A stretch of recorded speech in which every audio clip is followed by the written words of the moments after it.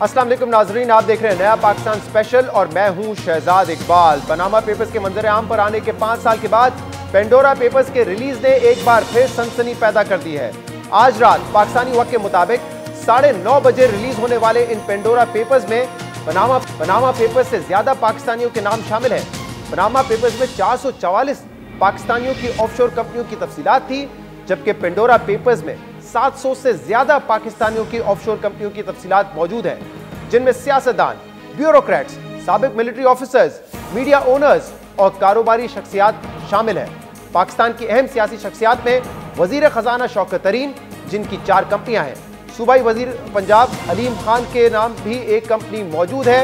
अली डार, जो कि साबिक वजीर खजाना इसाक डार के साहबजादे हैं, उनके नाम पर 2 कंपनीज हैं।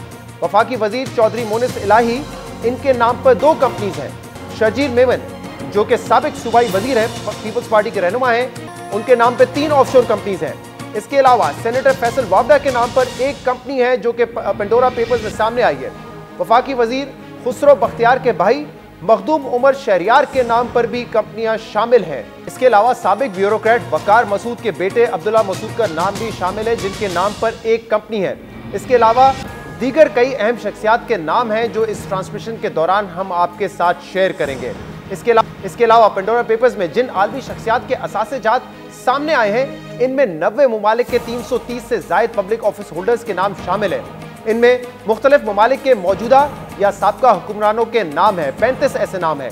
इनमें उर्दन के शाह, कतर और दुबई के हुक्मरान, यूक्रेन, कीनिया और इक्वाडोर के सदर, चेक रिपब्लिक और लेबनान के वजीर आजम के अलावा बरतानिया के साबिक वजीर आजम टोनी ब्लेयर का नाम भी शामिल है।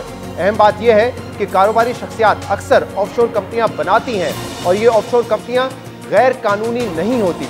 इनको बनाने का मकसद टैक्स से बचना होता है, लेकिन अक्सर इन कंपनीज को गैर कानूनी पैसे को महफूज बनाने के लिए भी इस्तेमाल किया जाता है और इसीलिए दुनिया भर में सियासी और अवामी शख्सियत पर फोकस ज़्यादा होता है। पाकिस्तान में भी ऐसा ही है। पाकिस्तान में भी इस हवाले से सियासतदानों पे ज़्यादा फोकस रहता है, क्योंकि ये ऑफशोर कंपनियां और जो उनके असासे होते हैं, ना सिर्फ उन्होंने FBR में दिखाने होते हैं, बल्कि अपने कागजात नामजदगी में भी जाहिर करना होता है। और इसके अलावा अवाम का भी हक है कि वो जान सके कि अवामी नुमाइंदों के पास ये कंपनीज और असासे कहाँ से आए।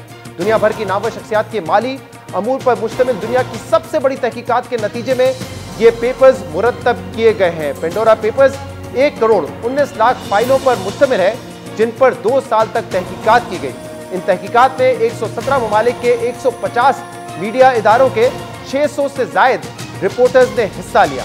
पाकिस्तान से द न्यूज़ के इन्वेस्टिगेटिव जर्नलिस्ट उमर चीमा और फ़खर दुरानी भी इन तहकीकात का हिस्सा थे, जो इस वक्त हमारे साथ मौजूद हैं। बहुत बहुत शुक्रिया उमर चीमा साहब, फ़खर दुरानी, आप दोनों ने हमें ज्वाइन किया। बहुत सारे पेपर्स, 1 करोड़ 19 लाख फाइल्स थी, जिनको दुनिया भर के 600 से ज़्यादा इन्वेस्टिगेटिव जर्नलिस्ट ने देखा, पढ़ा और फिर रिपोर्ट रिलीज़ की। पाकिस्तान में आप दोनों ने ये काम किया है। पनामा पेपर्स से ज़्यादा पाकिस्तानियों के नाम आए हैं इन पेपर्स में, पेंडोरा पेपर्स में। ये सबसे मेरे ख्याल से बड़ी बात है कि 700 से ज़्यादा पाकिस्तानियों के नाम इसमें शामिल है। जी बिल्कुल, ये हिस्ट्री है, यानी कि जो पहले हो चुका है, आज तक इतना कुछ नहीं हुआ, ना डॉक्यूमेंट्स के हवाले से, ना इतनी कोलैबोरेशन के हवाले से, ना इन्वेस्टिगेशन के हवाले से। और फ़खर, इसमें जो 700 पाकिस्तानी हैं उसमें सियासतदान भी हैं, ब्यूरोक्रेट्स भी हैं, साबिक मिलिट्री ऑफिसर्स भी हैं, कारोबारी शख्सियात भी शामिल हैं। जी, इसके अलावा कारोबारी शख्सियात के अलावा कुछ बैरून मुल्क जो मुकीम पाकिस्तानीज़ हैं वो भी हैं, जिनकी जो बॉर्न पाकिस्तान हैं लेकिन वो बाहर कारोबार कर रहे हैं, वो भी इन के अलावा शामिल हैं। सही। और ये जी अच्छा, इसकी मैं ज़रा वजाहत करता जाऊँ कि उसको हमने क्यों उनको भी शामिल किया है। उसकी वजह यह है कि कई उसमें ऐसे लोग हैं कि जो बाहर सेटल हैं और उनके बिजनेसेस पाकिस्तान में। कुछ लोग ऐसे हैं कि जिनके दोनों साइड पे बिजनेसेस हैं, यानी कि उनकी एक डिक्लेरेशन की रिक्वायरमेंट मौजूद है। तो यानी इस लिहाज से वो आगे FBR का काम है जो ओवरऑल है, यानी कि हमने एक जो आइडेंटिटी है पाकिस्तान रखी थी, उसके रिलेटेड जो भी लोग हैं सारे हमने, लेकिन ज़्यादातर जो उनकी अक्सरियत है वो इधर टैक्स रेजिडेंट हैं पाकिस्तान के, या कुछ होंगे जो दुबई से बिजनेस कर। और अगर टैक्स रेजिडेंट है तो उनको फिर अपने ये FBR में गोशवारों में शामिल करना पड़ता है, अपनी वेल्थ स्टेटमेंट में दिखाना लाजमी है उनके लिए। बिल्कुल। और जो सियासतदान है उनके लिए ज़रूरी है कि ये इलेक्शन कमीशन ऑफ पाकिस्तान में अपने जो नॉमिनेशन पेपर्स फाइल करते हैं वहाँ पे भी जाहिर करें। हाँ, FBR में सिक्योरिटी एक्सचेंज कमीशन को और इलेक्शन कमीशन को। सही, इस बात को भी क्लियर कर दें, क्योंकि जब पनामा पेपर्स आए थे तभी ऑफशोर कंपनीज के हवाले से मुख्तलिफ राय थी। कोई कहता है गैर कानूनी है, कोई कहता है कानूनी है, टैक्स छुपाने के लिए है या टैक्स को बचाने के लिए है। तो ये ऑफशोर कंपनीज वैसे लीगल हैं? नहीं, ये बिल्कुल लीगल हैं और यानी कि इसमें कोई गैर कानूनी अमल नहीं है ऑफशोर कंपनी बनाने में। गैर कानूनी अमल एक आप इसको ये समझें कि ये वो सिस्टम है जो बहुत ज़्यादा गलत इस्तेमाल हो जाता है और इसी वजह से जो है ये अंडर स्क्रूटनी भी है। और इसकी 2-3 वजह हैं। एक तो ये है कि जो वैसे लीगल है और जो एक मगरबी मालिक में जो एक बहस चल रही होती है वो ये होती है जी कि अमीर लोग इधर पैसा बना रहे हैं या बाहर ट्रांसफ़र कर रहे हैं टैक्स अवॉइड करने के लिए। हमारे यहाँ जो ये ज़्यादा डिबेट चल रही है वो ये है कि अगर कोई आपकी बाहर कंपनी है, आपने कोई टैक्स एवेजन के हवाले से ये चीज़ें आ रही हैं, और दूसरा जो कोई अगर कोई किक बैक्स हैं, ब्राइब्स हैं, उनके लिए भी यानी कि आपका एक सीक्रेट स्ट्रक्चर है और वो जब तक सीक्रेट रहता है तो उससे, और कई ऐसे भी लोग हमने देखे हैं कि जिन्होंने पाकिस्तान में अपने बिजनेसेस कोई सेल किया है और उसके पैसे जो हैं वो बाहर वसूल किए हैं। सही, ऐसे भी लोग हैं कि जिन्होंने कोई इंपोर्ट किया है, मसलन एलपीजी इंपोर्ट की है और आपने पाकिस्तान में बेची है, जो प्रॉफिट है वो आपने बाहर ही रखा है। सही, तो इसमें मुमकिन तौर पे ये हो सकता है कि आपके इलीगल फंड्स भी हो, यानी कि अगर सियासतदान हो तो हो सकता है कि किकबैक का पैसा हो, कमिशन का पैसा हो, लेकिन ये लाजमी नहीं, ये जरूरी नहीं है कि ये जरूरी नहीं, ये जरूरी नहीं, लेकिन जो अवामी नुमाइंदे कहीं नहीं, उसके अलावा टैक्स आप अवॉइड करने के लिए भी इसको यूज़ करते हैं बाज़ औक़ात, तो ये एलिमेंट भी इसमें शामिल है। सही, शौकत हमारे साथ शौकत तरीन साहब भी होंगे कुछ देर में, उनका मौक़िफ़ भी लेते हैं क्योंकि आप लोगों ने भी कोशिश की कि जिन जिन के नाम आए उनके मौक़िफ़ लिए जाएं। अशफाक तोला साहब इस वक्त हमारे साथ मौजूद है। अशफाक तोला साहब, ज़रा हमारे व्यूअर्स के लिए बता दीजिए, फिर हम नामों पे आते हैं कि किन किन के नाम है, क्योंकि अवाम इस वक्त जानना चाहती है कि किन लोगों के नाम इस लिस्ट में शामिल है। तो तफसील से हम बताएंगे, लेकिन ज़रा बता दीजिएगा ऑफशोर कंपनीज की स्टेटस क्या होता है, इनकी लीगल है, इलीगल है, और ज़्यादातर किस मकसद के लिए बनाई जाती है? बिस्मिल्लाहिर्रहमानिर्रहीम। Shahzad, thank you very much. माशाल्लाह ये जो 2 एक्सपर्ट्स आपके पास बैठे हुए हैं उन्होंने काफ़ी हद तक चीज़ों को क्लियर कर दिया है। I was looking at your channel, आधे घंटे से काफ़ी डिटेल में आप बता रहे हैं कि ऑफशोर कंपनी बनाना कोई गुनाह नहीं है। और अगर ऑफशोर कंपनी में 2 चीज़ें अगर मैं देख लूँ कि अगर यहाँ से कोई रेमिटेंस गई है इन्वेस्टमेंट के लिए तो इसमें कोई मुज़ायका नहीं है अगर बैंकिंग ट्रेल इसमें मौजूद है। दूसरा, इसका ये होना ज़रूरी है कि आपके पास कम से कम ये एविडेंस होना चाहिए कि आप अपने टैक्स रिटर्न्स में ये दिखा रहे हैं और इन्वेस्टमेंट सोर्स आपको पता चल जाती है। अगर आप होल्डर ऑफ पब्लिक ऑफिस हैं और अगर आपके इलेक्शन रिटर्न्स जाते हैं एवरी ईयर इलेक्शन कमीशन को, तो उसमें ये जाहिर करना ज़रूरी है कि मेरी यहाँ कंपनी है। सही। अब नॉर्मली मकसद ये होता है कि बाहर प्रॉपर्टी, जैसे आपने अभी कहा कि किंग ऑफ जॉर्डन की, तो ये 70 मिलियन पाउंड्स की कंपनीज हैं, प्रॉपर्टीज़ हैं जो स्टैश्ड हैं वो कंपनीज़ के अंदर, जो कि यूके और यूएस के अंदर प्रॉपर्टीज़ हैं। आपको याद होगा कि बारहा कोशिश की गई कि जहाँ पर भी इस किस्म की प्रॉपर्टीज़ होंगी, यूके गवर्नमेंट ने प्रोमिसेस किए थे कि हम उनके ओनर्स का नाम हमेशा बताएंगे, but despite of several promises, आपने देखा होगा आज तक उस किस्म के प्रोमिसेस कभी भी फुलफिल नहीं हुए। सही। जैसे कि आपको उमर ने और फ़खर ने बताया कि काफ़ी ऐसी चीज़ें थी जो इस मरतबा काफ़ी नई चीज़ें आई हैं। पैराडाइज लीक आई है आपकी, इससे पहले भी काफ़ी लीक आई है, मेरा ख्याल 7वीं लीक है ये। सही। और ये सबसे ज़्यादा वॉल्यूम में मेरा ख्याल पैराडाइज लीक में भी काफ़ी फाइल जी अशफाक साहब, ऐसा ही, और मैं इस पर मजीद आपसे मालूमात भी लेता रहूँगा। ज़रा उन नामों पर आते हैं, क्योंकि वज़ीर आज़म इमरान खान की काबीना के चंद अहम लोग हैं जिनका नाम पेंडोरा पेपर्स में शामिल है, जिसमें सर फहरिस्त है वज़ीर ख़जाना शौकत तरीन का नाम, जिनकी 4 कंपनीज़ हैं, जिसमें हमरा इनकॉर्पोरेशन है, ट्राइपर्ना है, सीफेक्स है और मूनिन है। ये शौकत तरीन साहब के नाम पर है और गालिबन उनके फैमिली मेंबर्स के नाम पर है। एक इनके अपने नाम पर है, एक भाई के नाम पर है, एक बेगम के नाम पर है, एक और एक भाभी के नाम, एक भाभी के नाम पर है, यानी कि दोनों भाई और उनकी जो वाइफ्स हैं, यानी कि उनके नाम सबकी अलग अलग कंपनी है। सही। हाँ। और ये कंपनीज एक्टिव है, एसेट्स हैं इन कंपनीज में, बैंक अकाउंट्स हैं, क्या तफसीलात हैं? अच्छा, ये मैं आपको बताऊं कि जो रिकॉर्ड है हमारे पास ना, वो एक यूनिफॉर्म किस्म का नहीं होता कि सबके बारे में एक जितनी इन्फॉर्मेशन हो। कुछ लोग हैं उनके बारे में बहुत ज़्यादा इन्फॉर्मेशन है और कुछ लोग हैं जिनके बारे में एक दरमियानी या बुनियादी लेवल की इन्फॉर्मेशन है। जो शौकत तरीन साहब की हमने देखी है उसमें यानी कोई दरमियानी दर्जे की इन्फॉर्मेशन थी जो इन्होंने अपने नॉमिनेशन पेपर उसमें जो इन्फॉर्मेशन फॉर्म था उसमें कोई पर्पस भी लिखा हुआ था कि किस लिए इसमें जो कंपनीज़ की बाज़ों का ये है कि फुल डिटेल्स होती है, जिसमें कि आप इस कंपनी के नाम पे कुछ एसेट्स हैं तो वो भी आप दर्ज होते हैं, और बाज़ औक़ात ये होता है कि आपको सिर्फ डायरेक्टर्स की इन्फॉर्मेशन मिल रही होती है जो डॉक्यूमेंट्स मिले हैं, उसके अलावा कुछ ऐसे भी मिलते। हमारे साथ वज़ीर ख़जाना शौकत तरीन साहब इस वक्त मौजूद हैं। शौकत साहब, बहुत बहुत शुक्रिया, आपने हमें वक्त दिया। जो पनामा पेंडोरा पेपर्स आए हैं उसमें आपका और आपकी फैमिली मेंबर्स का भी नाम है कि इनके नाम पर 4 कंपनीज हैं, 4 ऑफशोर कंपनीज हैं। ज़रा बताइएगा क्या इनकी तफसीलात हैं और क्या ये डिक्लेयर्ड प्रॉपर्टीज़ हैं या नहीं? नहीं, देखें, ये 4 कंपनीज जो हैं ये 2013-14 के बीच में हम सिल्क बैंक का कैपिटल रेज करने की मैं कोशिश कर रहा था, तो तलत गुमन साहब थे जो हमारे बैंक में काम करते थे, उन्होंने उनके ये तारिक मलिक उनके दोस्त थे और तारिक बिन लादेन की कंपनी में काम करते थे। तारिक बिन लादेन आपको पता है कि बहुत बड़ा सऊदी एक किस्म का बिजनेसमैन है, तो उनकी ये कंपनी मिडल ईस्ट डेवलपर्स है। उन्होंने कहा कि हम पैसे बीच में डाल देंगे आपके, और हमने उसी इनका इंटरेस्ट जो है वो स्टेट बैंक के पास लेके गए कि ये तारिक बिन लादेन की कंपनी है, ये पैसे डालना चाहती है।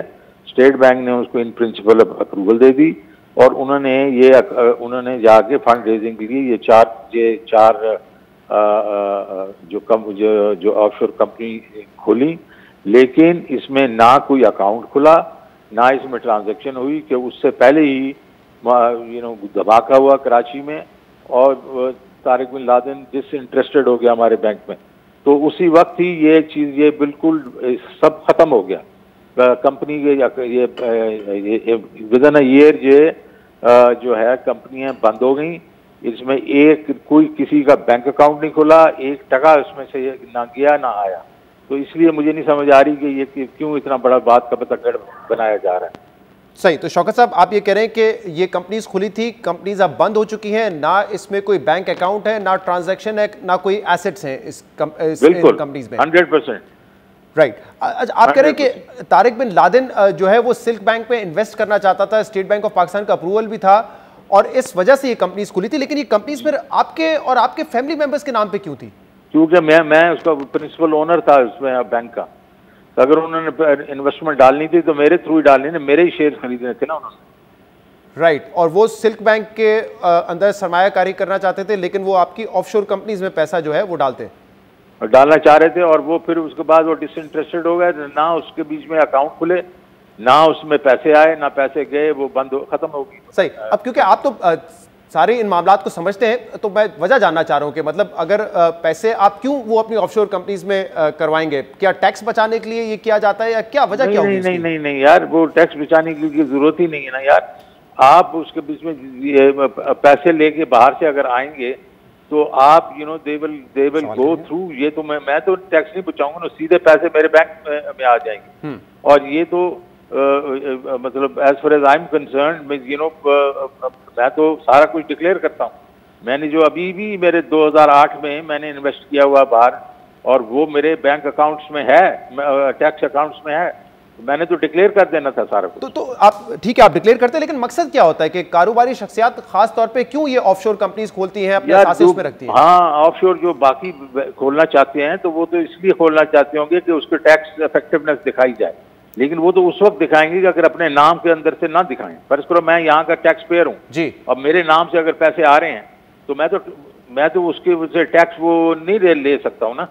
लेकिन कुछ लोग होते हैं वो ऑफशोर कंपनी में अपने जो है नाम भी नहीं दिखाते, वो एक किस्म से प्रॉक्सी नाम से रखते हैं, उनको वो फिर टैक्स ब्रेक मिल जाती है। लेकिन फर्ज करें अगर मेरी ऑफशोर कंपनी है और मैं उससे पैसे लेके यहाँ डालता हूँ तो मेरे नाम से अगर टैक्स अगर आ गए इन्वेस्टमेंट, तो फिर मैं तो यहाँ का टैक्स पेयर हूँ ना, तो मेरी तो यहाँ इनकम होगी, उसके ऊपर बेसिकली मुझे टैक्स देना पड़ेगा। अच्छा, मेरा शौकत साहब आपसे एक सवाल है कि एक तो जो आपने शहजाद साहब ने भी आपसे पूछा कि कंपनी आप एक चुने आपके नाम पर होगी, जो फैमिली मेंबर्स हैं उनके नाम पर आपने कंपनी खुलवाई है, उसको ज़रा दोबारा से वजाहत कर दीजिएगा। और दूसरा ये सारे के सारे जो हैं मेरी अपनी फैमिली है, मतलब भाई है, उसकी बीवी है, मैं हूँ, मेरी बीवी है, हम सारे शेयर होल्डर्स थे, मेजर शेयर होल्डर्स हैं सिल्क बैंक। अच्छा, दूसरा मेरा एक सवाल है कि और हमने अपने शेयर ही जो बेचने, देखें इसको अगर बड़ी पीछे बारीकी में जाना चाहते हैं तो मैं तो, मेरे बड़े थोड़े शेयर थे, लेकिन जो है ये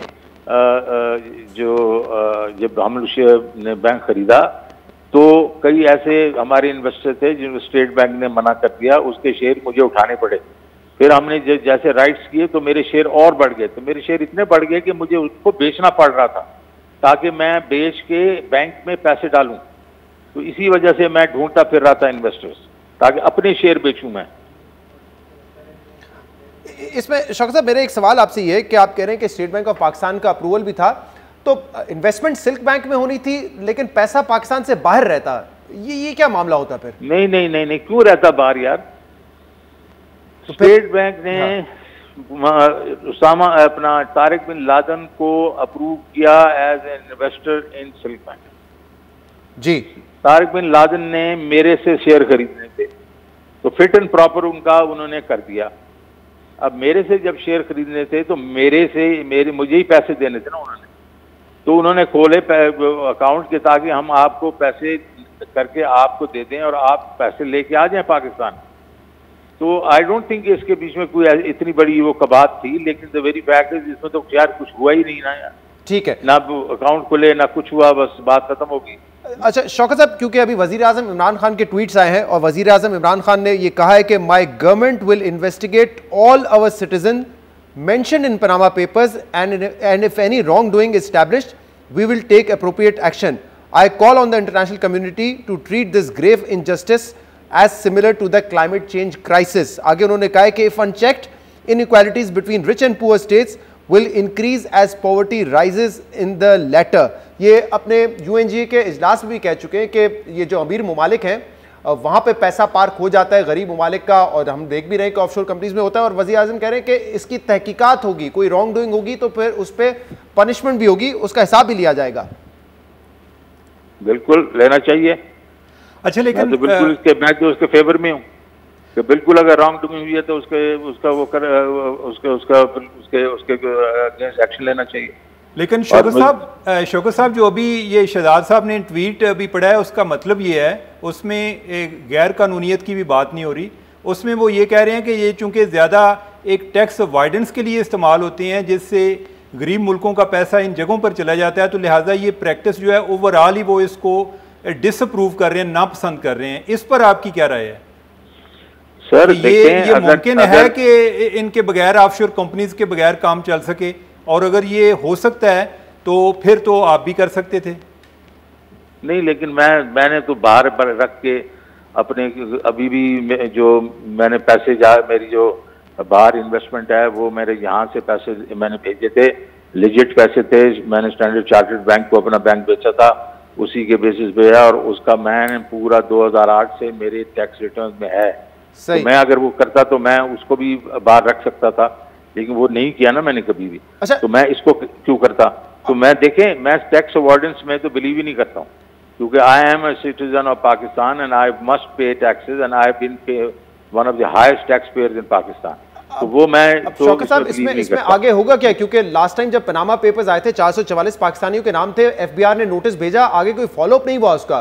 तो अब यहाँ तो क्योंकि आप खुद वजीर खजाना है, आपका नाम भी है इसमें, तो कैसे नहीं मेरा नाम तो मैंने आपको बता दिया। तो मैं तो बिल्कुल कहूँगा FBR को तुम इन्वेस्टिगेट करो, और उसके बाद अगर कोई ऐसी रॉन्ग डूइंग है तो वो बात। लेकिन जब कंपनी ही नहीं है, ना उसमें ट्रांजेक्शन हुई है, ना बैंक अकाउंट है, तो क्या रॉन्ग डूइंग हुई यार? आपके अलावा 700 पाकिस्तानियों के नाम है, तो FBR को आप पुश करेंगे कि वो तमाम लोगों की तहकीकात करें और देखें कि किसने फाइल किए और किसने अपनी इनकम शो की है, एसेट शो किए? बिल्कुल करेंगे, और जो जिसकी रॉन्ग डूइंग हुई तो उनको पकड़ेंगे। ठीक है, क्योंकि आप खुद कहते रहे हमने टैक्स बेस को बढ़ाना है, पैसा बाहर जाके पार्क हो जाता है, तो ये जरूरी है जो आप कह रहे हैं कि करेंगे, ये होता हुआ नजर भी आए हमें।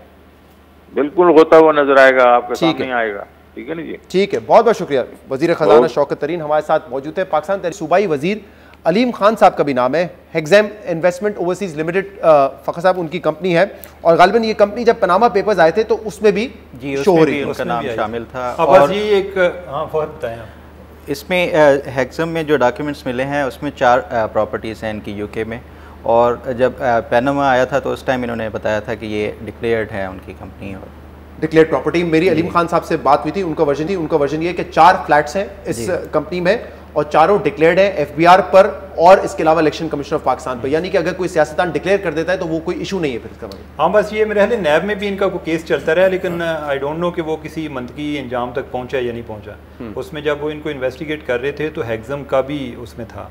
सही, तो इसमें अलीम खान साहब का नाम है, वो कह रहे हैं कि ये डिक्लेयर्ड मेरी प्रॉपर्टी है। अली डार साबिक वज़ीर ख़जाना इसाक डार साहब के साहबजादे हैं। 2 कंपनीज हैं उनकी, बराक होल्डिंग्स और दार अल नयान लिमिटेड। क्या तफसीलात हैं इन कंपनीज के बारे में? इसमें जो बेसिक इन्फॉर्मेशन हमें मिली थी वो एक कॉरेस्पॉन्डेंस थी इनकी और जो ट्रस्ट था बीवीआई में उसके उनके दरमियान, जिसमें ये चेंज ऑफ एड्रेस की वो कम्युनिकेशन हो रही थी कि ये जो कंपनीज का एड्रेस है वो चेंज करना है इस पर। तो जब हमारी अली डार साहब से बात हुई, उन्होंने यही बताया कि एक तो जो इनकी कंपनी थी दार अल नयान वो डोरमेंट है और ऑलरेडी वो स्टक ऑफ हो चुकी है, और दूसरी के हवाले से उन्होंने कोई इस पर, और उन्होंने जो आपको वर्जन दिया उसमें ये भी बताया कि वो नॉन रेजिडेंट पाकिस्तानी है, इसलिए पाकिस्तान में शो करने की जरूरत नहीं होगी। हाँ, उनका ये कहना था कि मैं जब से मैंने अपनी तालीम मुकम्मल की है लंदन से, मैं दुबई में ही हूँ बात, और मेरे हाल 20 साल से शायद मैं उधर ही हूँ, और मैं चूँकि टैक्स रेजिडेंट नहीं, तो इस लिहाज से जो ये रिक्वायरमेंट, चूँकि हमने जिनको भी सवाल भेजे थे तो ये ज़रूर उसमें 2 होते थे कि आपने किस पर्पज़ के लिए बनाई है और क्या आपने डिक्लेयर किया या नहीं की। सही। तो उन्होंने डिक्लेरेशन के हवाले से ये बताया था कि हमने जो है इनके, चूँकि मेरी रिक्वायरमेंट नहीं थी पाकिस्तान में इसको डिक्लेयर करने की, तो ये मुझे याद है कि जब ये डार साहब के हवाले से कोई नैब वाले लगे हुए थे तो उस टाइम भी कोई इनके हवाले से दार अल नहयान के हवाले से कोई जिक्र आया था, उसके बारे में इनको पूछ रहे थे। आई डोंट नो कि तो ये पाकिस्तान में तो डिक्लेयर्ड नहीं है, उन्होंने क्या जवाब दिया? बाहर ये डिक्लेयर्ड प्रॉपर्टीज है उनकी या हिडन वेल्थ है उनकी? यूए में चूँकि इतना कोई टैक्स का भी कल्चर नहीं है, तो मुझे शायद इस लिहाज से उन्होंने कोई बात बताई है, मुझे एग्जैक्ट अभी ऑफ हैंड मुझे याद नहीं है, लेकिन उन्होंने बताया जी कि इधर जो है यानी कि जिधर अगर कोई रिक्वायरमेंट का पाकिस्तान के हवाले से उन्होंने कहा कोई रिक्वायरमेंट नहीं है, और वो कह रहे हैं कि मैं बिजनेस मैन हूँ और मैं ये कारोबार करता रहता हूँ। शर्जील इनाम मेमन साबिक वजीर इत्तलात पीपल्स पार्टी के रहनुमा, उनकी 3 कंपनीज हैं। अब शर्जील मेमन साहब को हम जानते हैं, कोई बिजनेस वगैरह है उनका जिसकी वजह से ये कंपनी स्टैब्लिश की है? वर्जन लेने की कोशिश की आपने? हाँ, हमने कोशिश की है और उन्होंने इस चीज़ से इनकार नहीं किया कि उनकी नहीं है, और यानी लेकिन ओवरऑल जो उन्होंने कोई इसके बारे में मज़ीद डिटेल भी नहीं बताई, सोर्स ऑफ फंड्स वगैरह क्या है। हाँ, यानी कि उसके बारे में उन्होंने बताया नहीं है, लेकिन ये है कि जो हमने रिकॉर्ड देखा है ये रियल यानी प्रॉपर्टी में इन्वेस्टमेंट के लिए कंपनीज बनाई गई थी। अच्छा, इसमें मैं थोड़ा सा ऐड करना चाहूँगा कि ये जो 3 कंपनीज हैं, ये बेसिक इनका जो पर्पस बताया गया वो रियल एस्टेट इन्वेस्टमेंट का है।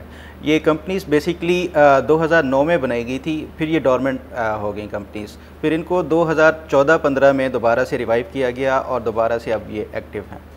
अब दोबारा से कंपनी दोबारा से एक्टिव। सोर्स ऑफ फंड्स वगैरह, क्योंकि सियासतदानों के हवाले से तो आवाम भी जानना चाहती है ना कि अगर आपका पैसा है तो कहाँ से आपने पैसा बनाया? कोई कारोबार है, कोई आपकी ज़मीनें थी जो आपने बेच के किया, या कहीं आपने कोई करप्शन की, कोई किकबैक का पैसा तो नहीं है? तो कोई सोर्स ऑफ फंड्स उन्होंने नहीं डिक्लेयर किए? नहीं, हाँ, इसमें सोर्स ऑफ फंड के हवाले से कोई जो अगर डिटेल्ड हो तो उसमें आपको सोर्स ऑफ फंड्स का भी बताना पड़ता है, लेकिन बाज़ औक़ात जैसे मैंने बताया पहले कि डाटा कुछ में जो है फुल डिटेल में है और कुछ पार्शल डिटेल्स उसकी मिलती है। और अब ये कंपनीज आप कह रहे हैं कि एक्टिव है, तो उन्होंने डिक्लेयर की हुई है पाकिस्तान में? ये इस हवाले से कोई इन्फॉर्मेशन दी शर्जील साहब? नहीं, इतनी लंबी उनसे बात नहीं हुई, लेकिन ये है कि ओवरऑल उन्होंने इस चीज़ से इनकार नहीं किया।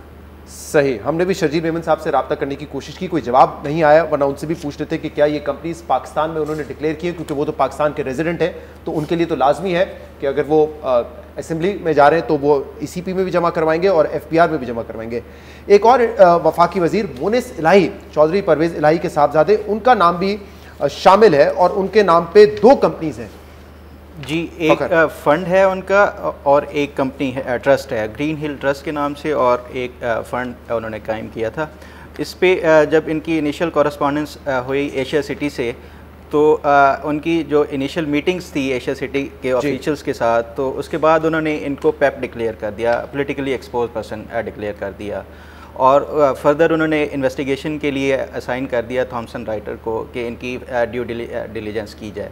जब ये सब कुछ हो गया तो उसके बाद फिर उसके बावजूद, ड्यू डिलीजेंस के बावजूद उन्होंने इनको क्लियर करके इनके जो ट्रस्ट था वो कायम कर लिया, और इसके ट्रस्ट के हवाले से काफ़ी सारी जो ये बड़ा इंटरेस्टिंग है कि एशिया सिटी ने ड्यू डिलीजेंस का कहा, थॉमसन रॉयटर्स रिस्क मैनेजमेंट को, और 19 पेज की रिपोर्ट आई जिसमें एलिजिडली कुछ करप्शन की डिटेल्स सामने आई है उनकी। आई नहीं कि उन्होंने एक बैकग्राउंड उनका बयान किया ना कि इन पर करप्शन चार्जेस हैं, केसेस चलते रहे हैं, वो आपको आइडिया बैंक ऑफ पंजाब के हवाले से उन पर वो केस चलता रहा है। हाँ, बल्कि एक जगह के बावजूद उनको क्लियर करके एक जगह पर दरमियान में जो मुझे याद पड़ता है वो ये भी था कि उनकी कुछ शायद रिक्वायरमेंट थी उस टाइम को, SECP ने लॉ बनाया था कि डिक्लेयर करने की ना, और कोई गालबन कोई इस तरह का कोई एग्रीमेंट था कि आपने कोई पाकिस्तानी हो तो बताना है, तो इस पर भी उनकी हेजिटेशन थी फहर। अच्छा, इसके बाद जब ये सब बना लिया उन्होंने, इनको एक्सेप्ट कर लिया और ट्रस्ट कायम हो गया,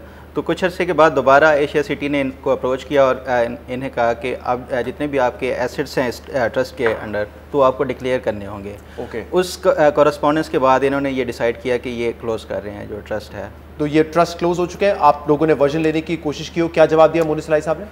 बस यही है, आज ही उनका जवाब मिला है जो चौधरी फैमिली की स्पोक्स पर्सन की तरफ से, जिसमें उन्होंने कहा कि ये जो केसेस बनाए गए थे ये पॉलिटिकल विक्टिमाइजेशन थी उनकी, और ये उसी का ही शख्साना है जिसकी बेसिस, बल्कि उन्होंने कहा था कि ये रिकॉर्ड जो है ना जो बाहर है ये भी कोई पॉलिटिकल विक्टिमाइजेशन के हवाले से शायद कोई डाल दिया गया है। अच्छा। तो इनको वैसे पहले ICIJ ने भी सवाल भेजे थे। हाँ। और वो तो ज़्यादा स्पेसिफिक क्वेश्चन थे और उन्होंने कोई जवाब नहीं दिया। और अभी ये कंपनीज इन्होंने आपको नहीं बताया कि डोरमेंट है या एक्टिव है? नहीं, इस हवाले से कमेंट नहीं किया इन्होंने, सिर्फ ये पाकिस्तान में डिक्लेयर्ड है या नहीं है ये भी उन्होंने नहीं बताया। तो मोनी सलाई साहब से भी हमने रब्ता करने की कोशिश की थी, और अगर वो ट्रांसमिशन देख भी रहे हैं तो वो भी आके अपना जवाब दे सकते हैं। शौकत तरीन साहब ने आके बड़ी तफसील से जवाब दिया अपने एसेट्स के हवाले से।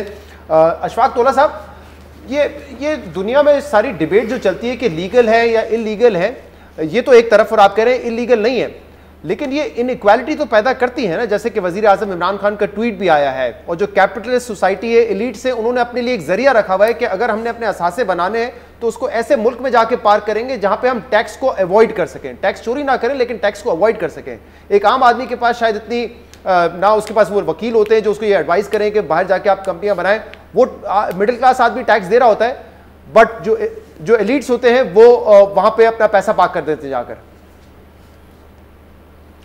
बिल्कुल सही कह रहे हैं शहजाद, मगर देखें इसमें पाकिस्तान में तो ये माहौल नेशनलाइजेशन के बाद से शुरू हुआ कि जो वो नस्ल थे 22 ख़ानदान, उन्होंने जब देखा कि जी हमारी सारी इन्वेस्टमेंट ख़त्म हो गई और नेशनलाइज हो गई थी, तो उन्होंने पाकिस्तान में दोबारा से इन्वेस्टमेंट करना तो महल समझा कि अब नहीं करेंगे, मगर सारी वो ऑफशोर कंपनीज़ के थ्रू लेके आ रहे थे।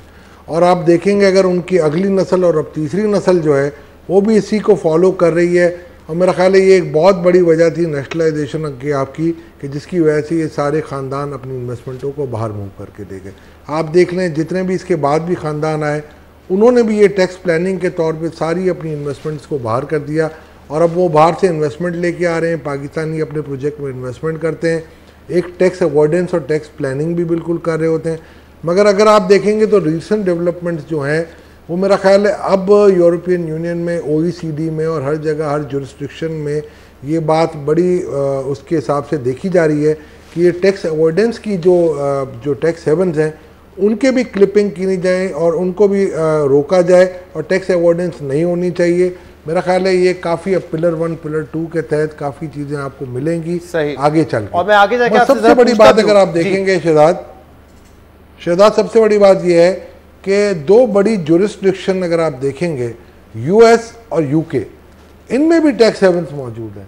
तो मेरा ख्याल है अगर ये पहले हम देख लें कि क्या अपने घर से हम अगर चैरिटी शुरू करें, और ये दोनों बहुत बड़ी कंट्रीज़ हैं, अगर ये अपनी टैक्स हेवन्स को बंद कर दें तो मेरा ख्याल है आधे से ज़्यादा कारोबार तो यहीं पे ख़त्म हो जाएगा। सही है, मुझे ब्रेक लेने दें, आगे जाकर मैं आपसे पूछता भी हूं कि शौकत तरीन साहब कह रहे हैं कि हम तहकीकात भी करवाएंगे, क्या ये मुमकिन तहकीकात करवाना? क्योंकि माजी में जब पनामा पेपर्स आए थे तो तहकीकात नहीं हुई थी 444 लोगों की, और अपोजिशन का ये कहना है कि नवाज शरीफ के अलावा किसी का एहतसाब उस पर हुआ नहीं। एक ब्रेक लेंगे, इसके बाद मजीद बात करेंगे, हमारे साथ रहिए।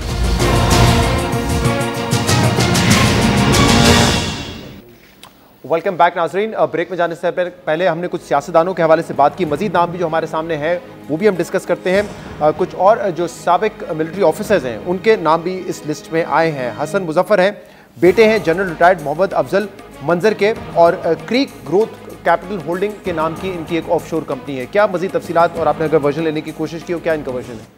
जी, ये जो हसन मुजफ्फर साहब हैं, ये जनरल अफजल मुजफ्फर साहब के बेटे हैं। आपको याद होगा कि ये NLC स्कैंडल आया था जिसमें साबिक आर्मी चीफ ने कुछ मिलिट्री जनरल्स को सज़ा दी थी।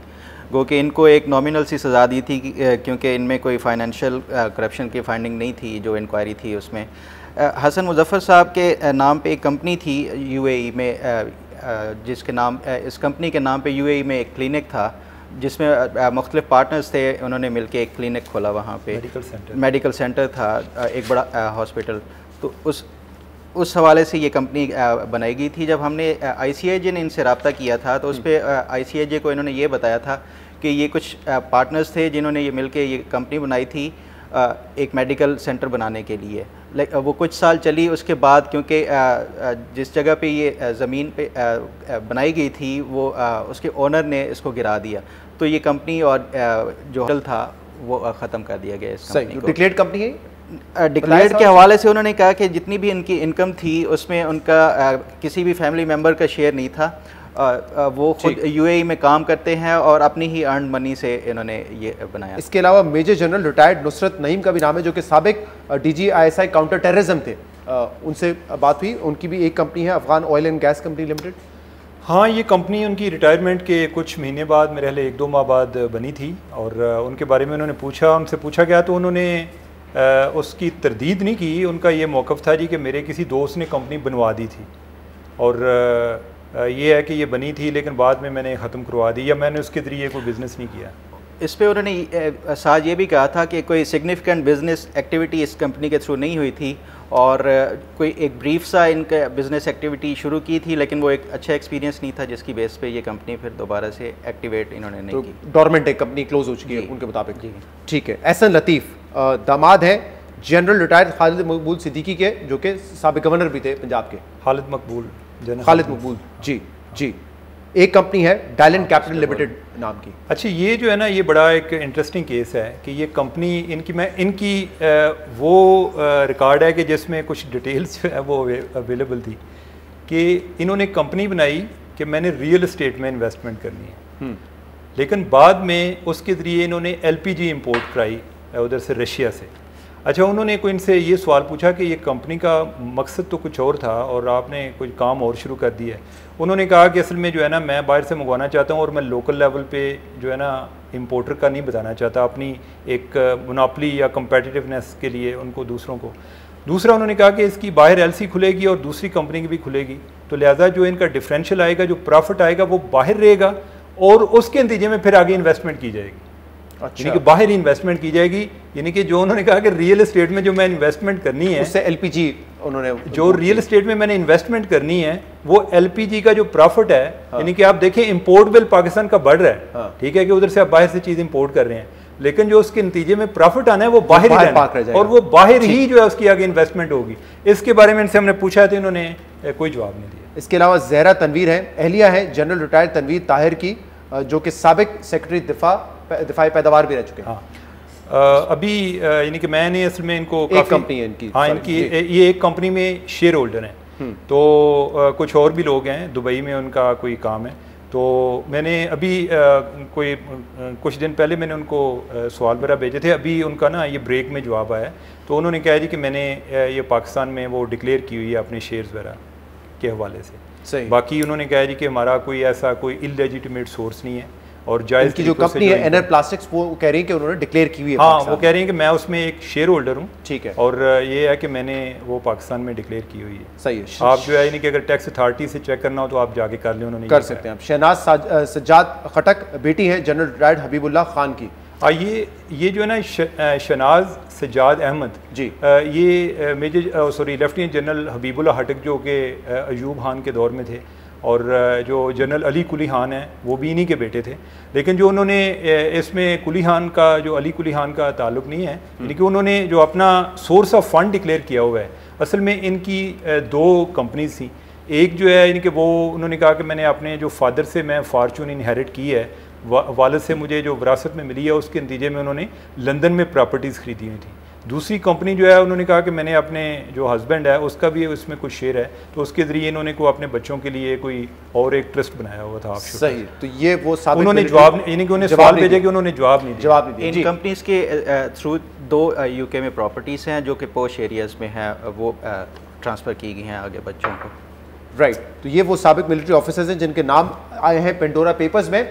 और भी हैं, एक जो एयर मार्शल है ना खटक, अब्बास खटक, अहद खटक के बेटे जो हैं, उमर खटक और अहद खटक उनके बेटे हैं। एयर मार्शल अब्बास खटक जो थे साबिक एयर मार्शल, तो इनकी भी कंपनी है। इनको ICIJ ने भी सवाल भेजे थे इनके बच्चों को, उन्होंने जवाब नहीं दिया। हम भी यानी कि आप ये देखें कि जिन लोगों ने जवाब नहीं दिया हम उनको बड़ा परसू किया ताकि को बाद में ना कि उनसे हमें रब्ता हो सके, तो बड़ी मुश्किल से आज जाके ये फ़ख्र का रब्ता हुआ। आज मेरी बात हुई पहले उनके बेटे उमर से जो कि बड़े बेटे हैं उनसे, तो उनको फिर मैंने क्वेश्चन भेजा व्हाट्सएप पे, तो उसके बाद उन्होंने कोई रिप्लाई नहीं किया। यानी कि ये पहले भी गया हुआ है, उनको क्वेश्चनेयर कोई ICIJ की तरफ से गया था, पहले भी गया। आप लोगों की तरफ से फिर मैंने अहद खटक को आज कॉल की। पहले तो वो हैरान हुए कि ये किसकी बात कर रहे हैं, फिर जब मैंने सारी डिटेल्स उनको बताई तो उसके बाद उन्होंने कहा कि मुझे आप कुछ देर बाद कॉल कीजिएगा। उसके बाद उनका नंबर बंद हो गया। सही, हम बात कर रहे हैं पेंडोरा पेपर्स की, जिसमें 700 से ज़्यादा पाकिस्तानियों की ऑफशोर कंपनीज की तफसीलात सामने आई हैं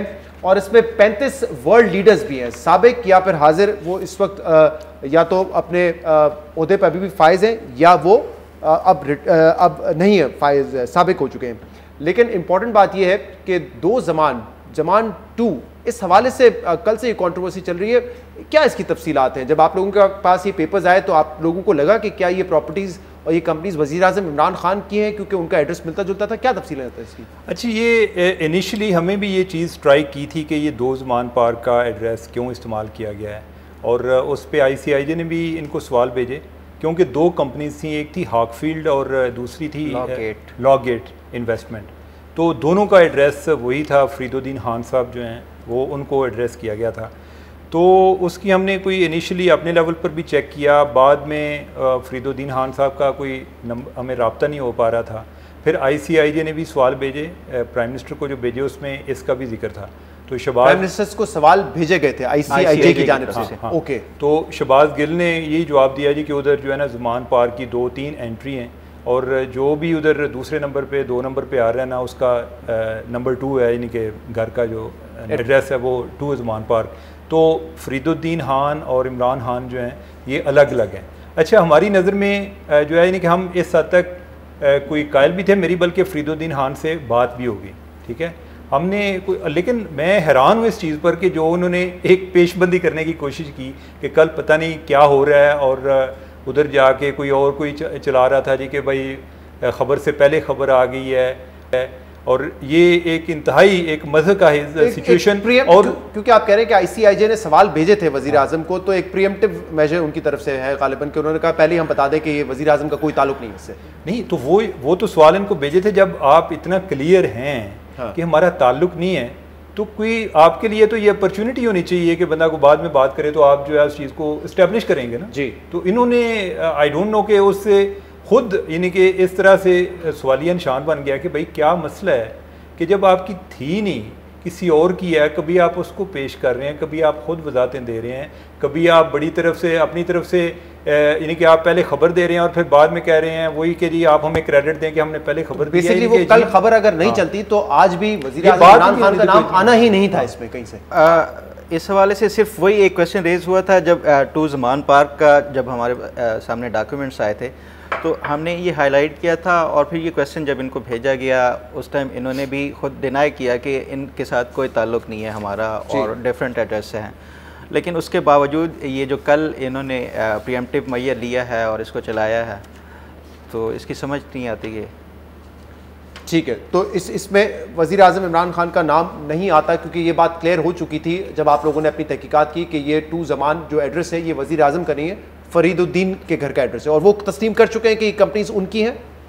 हाँ, उनका ये कहना है कि एक कंपनी मेरी है, मेरी थी गालिबन शायद, और वो कह उनका भी यही कहना है कि मैंने बंद करवा दी है। तो वो कहते हैं कि मैं पहले UK में रहता था तो उधर ये कंपनी बनाई थी, और दूसरी कंपनी जो है वो मेरे एक दोस्त की है, और मेरे घर का एड्रेस इसलिए इस्तेमाल हुआ कि कोई लंदन से कोई एक केस था, तो उसकी कोई कापी लेनी थी।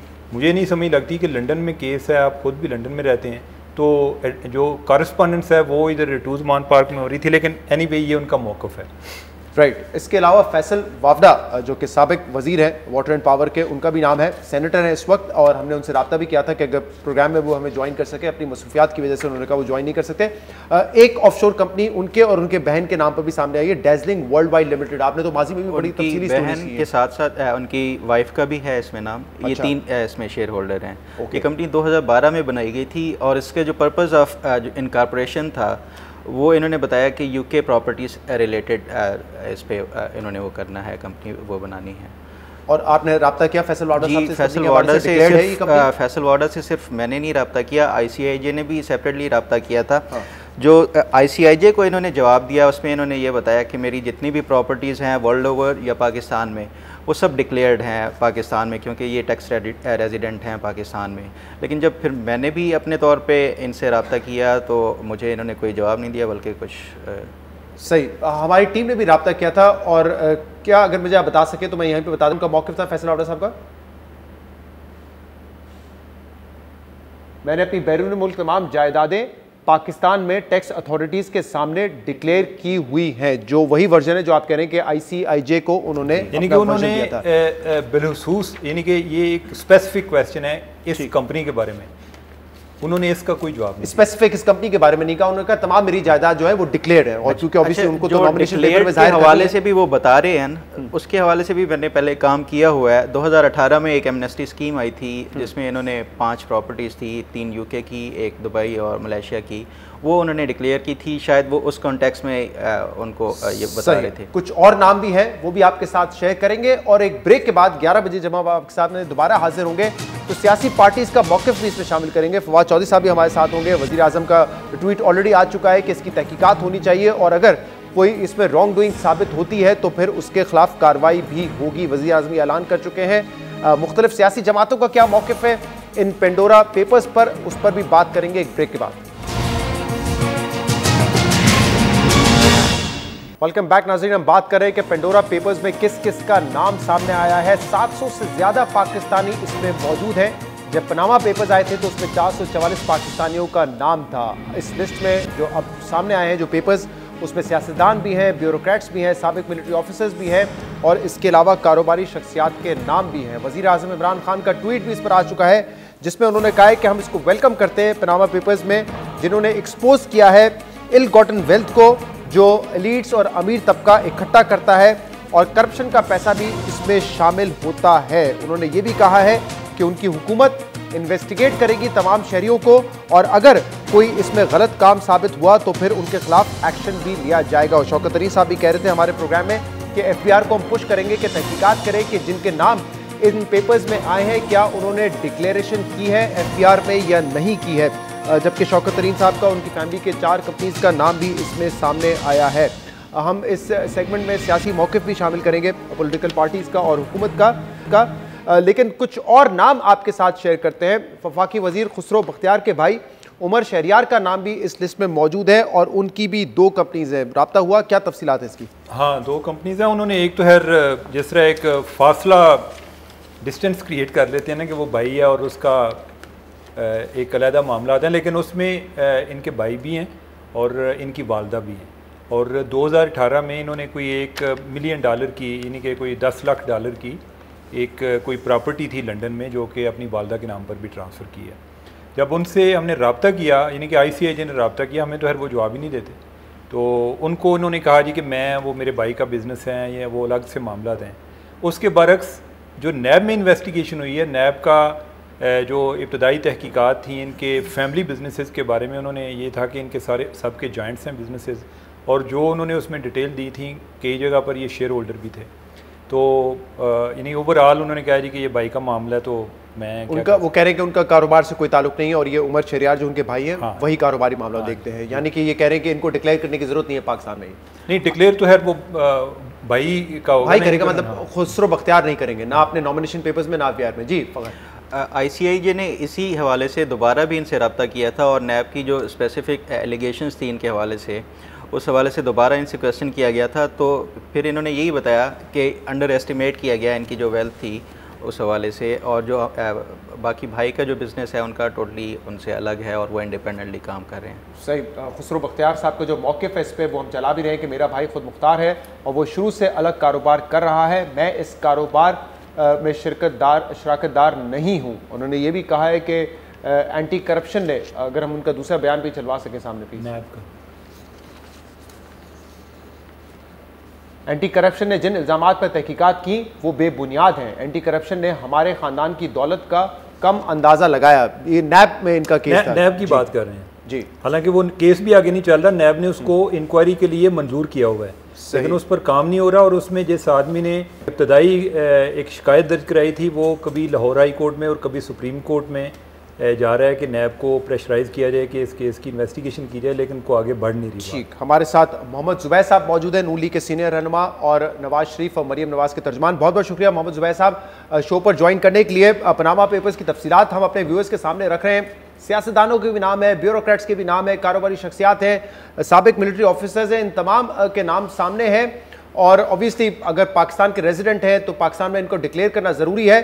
वज़ीर आज़म का ट्वीट आया इस हवाले से, वो कह रहे हैं कि मैं 20 साल से इस हवाले से बात करता रहा हूँ कि जो गरीब ममालिक हैं उनका पैसा जाके पार्क हो जाता है बाहर ममालिक में, अमीर ममालिक को इसकी परवाह नहीं है क्योंकि वहाँ पे इन्वेस्टमेंट आ रही होती है, लेकिन ऑब्वियसली उनको टैक्स का नुकसान होता है क्योंकि टैक्स एवेजन या टैक्स अवॉइडेंस वहाँ पर होती है। लेकिन वो कह रहे हैं कि हम मुकम्मल तहकीकात करेंगे और किसी पाकिस्तानी ने अगर गलत काम किया है तो फिर उसके खिलाफ कार्रवाई भी होगी। Your point of view? वज़ीर आज़म की ये जो बात उन्होंने की है इसके दो पहलू हैं। एक तो उन्होंने कहा कि तहकीकात हम करेंगे और जिसने भी कोई गलत काम किया, और दूसरी तरफ उन्होंने कहा जो उनका असूली मौक़िफ़ रहा है as a matter of principle कि जी ये जो पैसा है वो बाहर पार्क नहीं होना चाहिए, आप क्यों बाहर लेके जाते हैं। उस वक्त भी हम वज़ीर आज़म को कहते थे कि कुछ क़वानीन होते हैं और वो क़वानीन के तहत अगर कोई भी अमल करता है, चाहे वो पैसा बाहर लेके जाता है या पैसा बाहर से लेके आता है, सो फार वो पाकिस्तान की लीगल, फाइनेंशियल और टैक्स रिक्वायरमेंट्स फुलफिल कर रहा है तो वो आप शोर ना मचाया करें। लेकिन वो भरपूर अंदाज में शोर मचाते थे, कंटेनर पर खड़े होकर शोर मचाते थे और कोई लिहाज नहीं करते थे। तो अब वो जो उनके वज़रा हैं, वज़रा ख़ास तौर पर वो जो जिन्होंने पैसा पार्क करने के लिए या किसी मकसद के लिए ऑफशोर कंपनी बनाई थी, तो अब हम चाहेंगे कि वो इन्वेस्टिगेशन उसी तरह से करें, उसी तरह से जैसे वो गए थे सुप्रीम कोर्ट मियां नवाज शरीफ के खिलाफ, जिनका नाम नहीं था पनामा में बट उनकी बच्चों का था। तो जिस अंदाज में उन्होंने तहरीक चलाई थी और शोर मचाया था और पाकिस्तान ने वो हंगामा किया था, उसी तरह से हम चाहते हैं, उसी पैशन से और उसी वो जज्बे से इमरान खान को हम देखना चाहते हैं कि वो सुप्रीम कोर्ट जाएं और कहें कि इनको रगड़ दें, जैसे मियां नवाज शरीफ से 1972, 1974, 1980 के सवालात पूछे थे, तो इनसे भी वैसे ही सवाल। आप ये मुतालबा कर रहे हैं कि जिस तरह पनामा पेपर्स के बाद तहरीक चलाई थी इमरान खान ने, उसी जोश और जज्बे के साथ उनको चाहिए कि वो तहकीकात करें। वेरी इंटरेस्टिंगली जुबैर साहब, पीटीवी इस वक्त ये खबर चला रहा है कि मरियम नवाज के साहबजादे जुनैद सफदर की 5 ऑफशोर कंपनीज हैं। ये पीटीवी जो कि सरकारी इदारा है उसने अभी ये खबर चलाई है। क्या आप इस बात की तस्दीक करते हैं या तरदीद करते हैं कि जुनैद सफदर की 5 ऑफशोर कंपनीज हैं? सबसे पहले तो मेरा ख्याल है बैठे हुए उनको ज्यादा अच्छा पता होगा। जाहिर है उन्होंने तमाम नाम दिए, रिवील किए हैं, तो पीटीवी के पास कैसे आए मुझे नहीं पता, उमर चीमा से पूछ रहे हैं। लेकिन उससे पहले मैं एक उमर चीमा से शिकायत करना चाहता हूँ और बड़े भरपूर अंदाज में शिकायत करना चाहता हूँ। देखिए, हम जब ये नाम घुमाते हैं ना, अब एक तरफ तो आप शौकत तरीन, फैसल वाडा, अलीम खान और वो तमाम जो हैं जो कि एक तो हुकूमत में हैं, दूसरे वो रेजिडेंट पाकिस्तानीज हैं जिनको वो तमाम टैक्स रिक्वायरमेंट्स फुलफिल करनी है और तमाम ऑफशोर कंपनीज अपने वेल्थ स्टेटमेंट में, टैक्स रिटर्न्स में दिखानी है या वो SACP में दिखानी है। और दूसरी तरफ अली डार का उतनी भरपूर अंदाज में पहले मोमेंट से 9:30 बजे से आ रहा है, जबकि खुद उमर चीमा को मैंने सुना कि वो नॉन रेजिडेंट पाकिस्तानीज है। अब ये कहते हैं कि हो इतना तो हमें भी पता है कि 4 साल से तो इसाक डार भी बाहर है और उससे भी पहले से अली डार बाहर थे और जो कि इंफॉर्मेशन मेरा ख्याल है। लेकिन जुबैर साहब, अभी जहां पे हम डिस्कस कर रहे हैं तो हमने अली डार का जब डिस्कशन की तो ये बाकायदा सवाल जवाब हुए कि नॉन रेजिडेंट है, इनकी अपनी स्टोरी में भी है। But Umar Cheema ji, please understand 95% of the Pakistanis को इतने डीप इंसाइट नहीं होती है। उनके लिए अली डार का नाम उतनी दफा घुमाना जितनी दफा शौकत तरीन का नाम फॉर एग्जांपल घुमाना, तो ऐसे लगता है कि अली डार ने कोई गलत काम किया। अली डार से पाकिस्तान की टैक्स अथॉरिटीज या पाकिस्तान के कानून में कोई सवाल भी नहीं पूछ सकता, और यही सबसे बड़ा मसला होता है कि प्लीज इसमें थोड़ा सा एहतियात करने की जरूरत है। ठीक है, उनसे नहीं पूछ सकते क्योंकि वो पाकिस्तान के रेजिडेंट नहीं है, लेकिन उनके वालिद जो है वो साबिक वजीर खजाना है, और सियासतदानों के जब भी नाम आते हैं तो उनके ऊपर एक शुबा होता है कि क्या लेजिटिमेट सोर्सेज थे या वो सोर्सेज लेजिटिमेट नहीं थे। लेकिन लेट उमर रिस्पॉन्ड, इसके बाद आगे बढ़ते हैं। ये कह सकते हैं कि अली डार जवाबदेह है पाकिस्तान अथॉरिटीज के, चाहे उनके वालिद साहब फॉर्मर फाइनेंस मिनिस्टर नहीं है। सो जब है ही नहीं रिक्वायरमेंट, अली डार ने अपना जवाब देना है। अली डार से आपने कोई अगर दूसरी तहकीकात करती है। जुबैर साहब, जो आप बात कर रहे हैं या जो दलील दे रहे हैं उस लिहाज से तो जब पनामा पेपर्स आए थे तो हसन नवाज और हुसैन नवाज चूँकि वो भी मुल्क से बाहर हैं तो उन पर भी बात नहीं होनी चाहिए थी। मसला ये होता है कि जब आप किसी बड़े आदमी के बेटे हैं तो जिधर आपको उनकी एक ओहदे के या उनके मुआशरे में रुतबे के फ़ायदे भी होते हैं तो उधर आपकी स्क्रूटनी भी ज़्यादा होती है। जो म्यार है, मेरी बात सुन लीजिए, अभी जो म्यार है हमने कोई नाम छुपाया नहीं है, हमने सारे नाम चलाए हैं, और उसकी इससे बड़ी क्या एग्जाम्पल हो सकती है कि हमने मीर शकील रहमान जो हैं उनका नाम चलाया है, वो हमारे पब्लिशर हैं, हमें तो चाहिए था कि उस पर बात ना करते। मैं कता कलामी की माजरत चाहता हूँ जुबैर साहब और उमर साहब, हम अली डार साहब पे बात कर लेते हैं, लेकिन इस वक्त ज्यादा इंपॉर्टेंट बात यह है कि क्या इस लिस्ट में जुनैद सफदर का नाम है या नहीं, क्योंकि जैसे मैंने कहा पीटीवी जो कि सरकारी इदारा है वो चला रहा है इस वक्त के 5 ऑफशोर कंपनीज हैं जुनैद सफदर की। जुबैर साहब, आपकी कोई बात हुई है मरीम नवाज साहबा से इस हवाले से, इसकी तस्दीक करेंगे या तरदीद करेंगे? नहीं, मेरी बात नहीं हुई है। अगर आप मुझे आधे घंटे बाद पूछेंगे इस प्रोग्राम के बाद, या आपका तो चल रहा है 12 बजे तक, तो आप मुझे दोबारा चेक कर लीजिएगा। लेकिन मेरे पास, क्योंकि आप हमारे साथ हैं, अगर आप चाहें तो मरियम नवाज साहबा से राब्ता कर सकते हैं, उनसे पूछ सकते हैं। आप लाइव शो पे पूछते हैं उनसे मैसेज करके। मैं जब तक मैं उमर से भी पूछने लगा हूँ। जी उमर से जी उमर फखर, जरा बताइएगा, आप तो पूरे पेपर्स आपने देखे हैं, अब ये पीटीवी चला रहा है कि जुनैद सफदर का नाम है, आपको नजर आया नाम 5 कंपनीज हैं? देखें, हम उन नामों की बात कर रहे हैं कि जो पेंडोरा पेपर्स में है। हाँ, पेंडोरा अब अगर ये इसी तरह है कि अगर किसी का नाम पनामा पेपर में नहीं आया तो एक तासुर ये होता है जी कि अगर उधर किसी का नाम नहीं आया तो शायद उसकी कोई कंपनी नहीं है। अब देखें, पेंडोरा पेपर्स में और कई नाम आ गए, ऐन मुमकिन है कि नेक्स्ट टाइम कोई इस तरह की चीज़ आए तो उसमें जुनैद सफदर का नाम आए। जब तक वो नहीं है मैं उसको डिक्लेयर नहीं कर सकता। हमारे पास पेंडोरा पेपर्स में जुनैद सफदर का नाम नहीं आता नहीं, अभी तक हमें तो यानी कि हमने तो बड़ा छान मारा है और हम नामों की तलाश में थे। सही। तो यानी कि जो बड़े बड़े नामी ग्रामी लोग हैं तो अगर मिलते तो हम बाकियों के अगर नाम चला रहे हैं तो वो भी नाम। जी फखर, ये जैसा कि आपको भी मालूम है कि ये जितनी भी फैमिलीज़ हैं पॉलिटिकल लीडर्स की, सबसे पहले कोई भी सहाफ़ी हो, काम कर रहा हो तो सबसे पहले इन्हीं नामों को ही तलाश करेगा। हमने जितनी भी पाकिस्तान से रिलेटेड डॉक्यूमेंट्स थे, एटलीस्ट जो पेंडोरा पेपर से रिलेटेड थे, उसमें से इस तरह का कोई नाम नहीं आया। हमने शरीफ फैमिली के एक मेंबर का इंडिविजुअली चेक किया। ठीक है, अगर अली डार का नाम आ गया है, अली डार का नाम आ गया तो अगर जुनैद सफदर का होता तो उसमें चलाने में क्या कबाहत? नवाज शरीफ साहब का, उनकी फैमिली का जब नाम आया था, नवाज शरीफ साहब का खुद तो डायरेक्टली नहीं था, लेकिन मरियम नवाज एक अपनी की सोल प्रोप्राइटर थी, हसन नवाज, हुसैन नवाज, ये सब नाम थे, ऑब्वियसली वो आप लोगों की वजह से ही सामने आए थे उस वक्त। और पनामा पेपर्स में भी आईसीआईजी के रिप्रेजेंटेटिव है ना। एक चीज मैं देख रहा हूं कि जी इसका जवाब भी जाहिर सी बात है, पीटीवी के पास कुछ तो मुझ पाने के लिए चाहिए ना, हुकूमत को कुछ तो चाहिए, तो उन्होंने ब्रेकिंग न्यूज दे दी। मतलब जिन्होंने इन्वेस्टिगेशन किया उनके पास नहीं है, और आपसे पहले एआरवाई ने दी थी ये ब्रेकिंग न्यूज। मैं ये नहीं कह रहा एआरवाई को ब्लेम नहीं कर रहा, बट ऑब्वियसली मैं बिल्कुल पीटीवी को ब्लेम कर रहा हूँ ये अंडर डायरेक्शन होगा हुकूमत पाकिस्तान की तरफ से, और हो सकता है इमरान खान साहब की तरफ से हो कि जी ताकि अटेंशन हटे कि मोहनिस सिलाई और शौकत तरीन, और वो बाय द वे शौकत तरीन आपको नोटिस भेजना जा रहे हैं उमर चीमा, क्योंकि वो अभी मैं एआरवाई थोड़ी देर पहले सुन रहा था तो उन्होंने कहा कि अच्छा ये कहा है उमर चीमा ने, तो मैं तो उसको नोटिस। लेकिन अभी शौकत तरीन साहब हमारे साथ मौजूद है, बड़ी तफसील से उन्होंने बात की, उन्होंने कहा नहीं हमारे शो पर कि उमर चीमा को मैं नोटिस भेजूंगा, वो तो बड़े तफसील से जवाब दे रहे थे, बल्कि वो कह रहे थे कि वजीर आजम अगर तहकीकात करवाना चाहते हैं तो मैं हाजिर हूं उसके लिए। नहीं, ये यार तहकीकात क्या कराना चाहते हो? पहले तो फर्स्ट केस में ये बताएं कि जो आपकी ऑफशोर कंपनी थी, मिसाल के तौर पर शौकत तरीन, मिसाल के तौर पर मोइन इस्लाही, उसका स्टेटस है क्या? क्या आपने वो डिक्लेयर की हुई है? क्या आपने जब बनाई थी तो पैसे यहाँ से भेजे? ये तो डायरेक्टली दे आर मिनिस्टर। वैसे आप देखिए, आप कह रहे हैं, आप डायरेक्टली अलेज कर रहे हैं कि शहजाद, मुझे बात कंप्लीट करें। हमारा कंसर्न क्या है, जब SAPMs का एक इशू आया था कि SAPMs ने अपनी रिटर्न्स नहीं फाइल किए, जिस तरह से वो जुल्फी थे, ठीक है, अब उन्होंने क्या किया, वजीर आजम साहब ने ये क्या किया कि बजाय कि उनको सजा दें, उन्होंने कहा कि जी आप वजीर आजम को बता दें कि उनके क्या अहसास हैं, और वजीर आजम ने उसके 6 हफ्ते के बाद ये कह दिया कि ही इज सेटिस्फाइड। क्या पाकिस्तान के हर शहरी को ये हक हासिल है कि वो टैक्स रिटर्न ना जमा कराए, वो वेल्थ स्टेटमेंट जमा ना कराए, इवन दो वो पाकिस्तानी रेजिडेंट हो और पाकिस्तान की काबीना में बैठा हो? जुबैर साहब,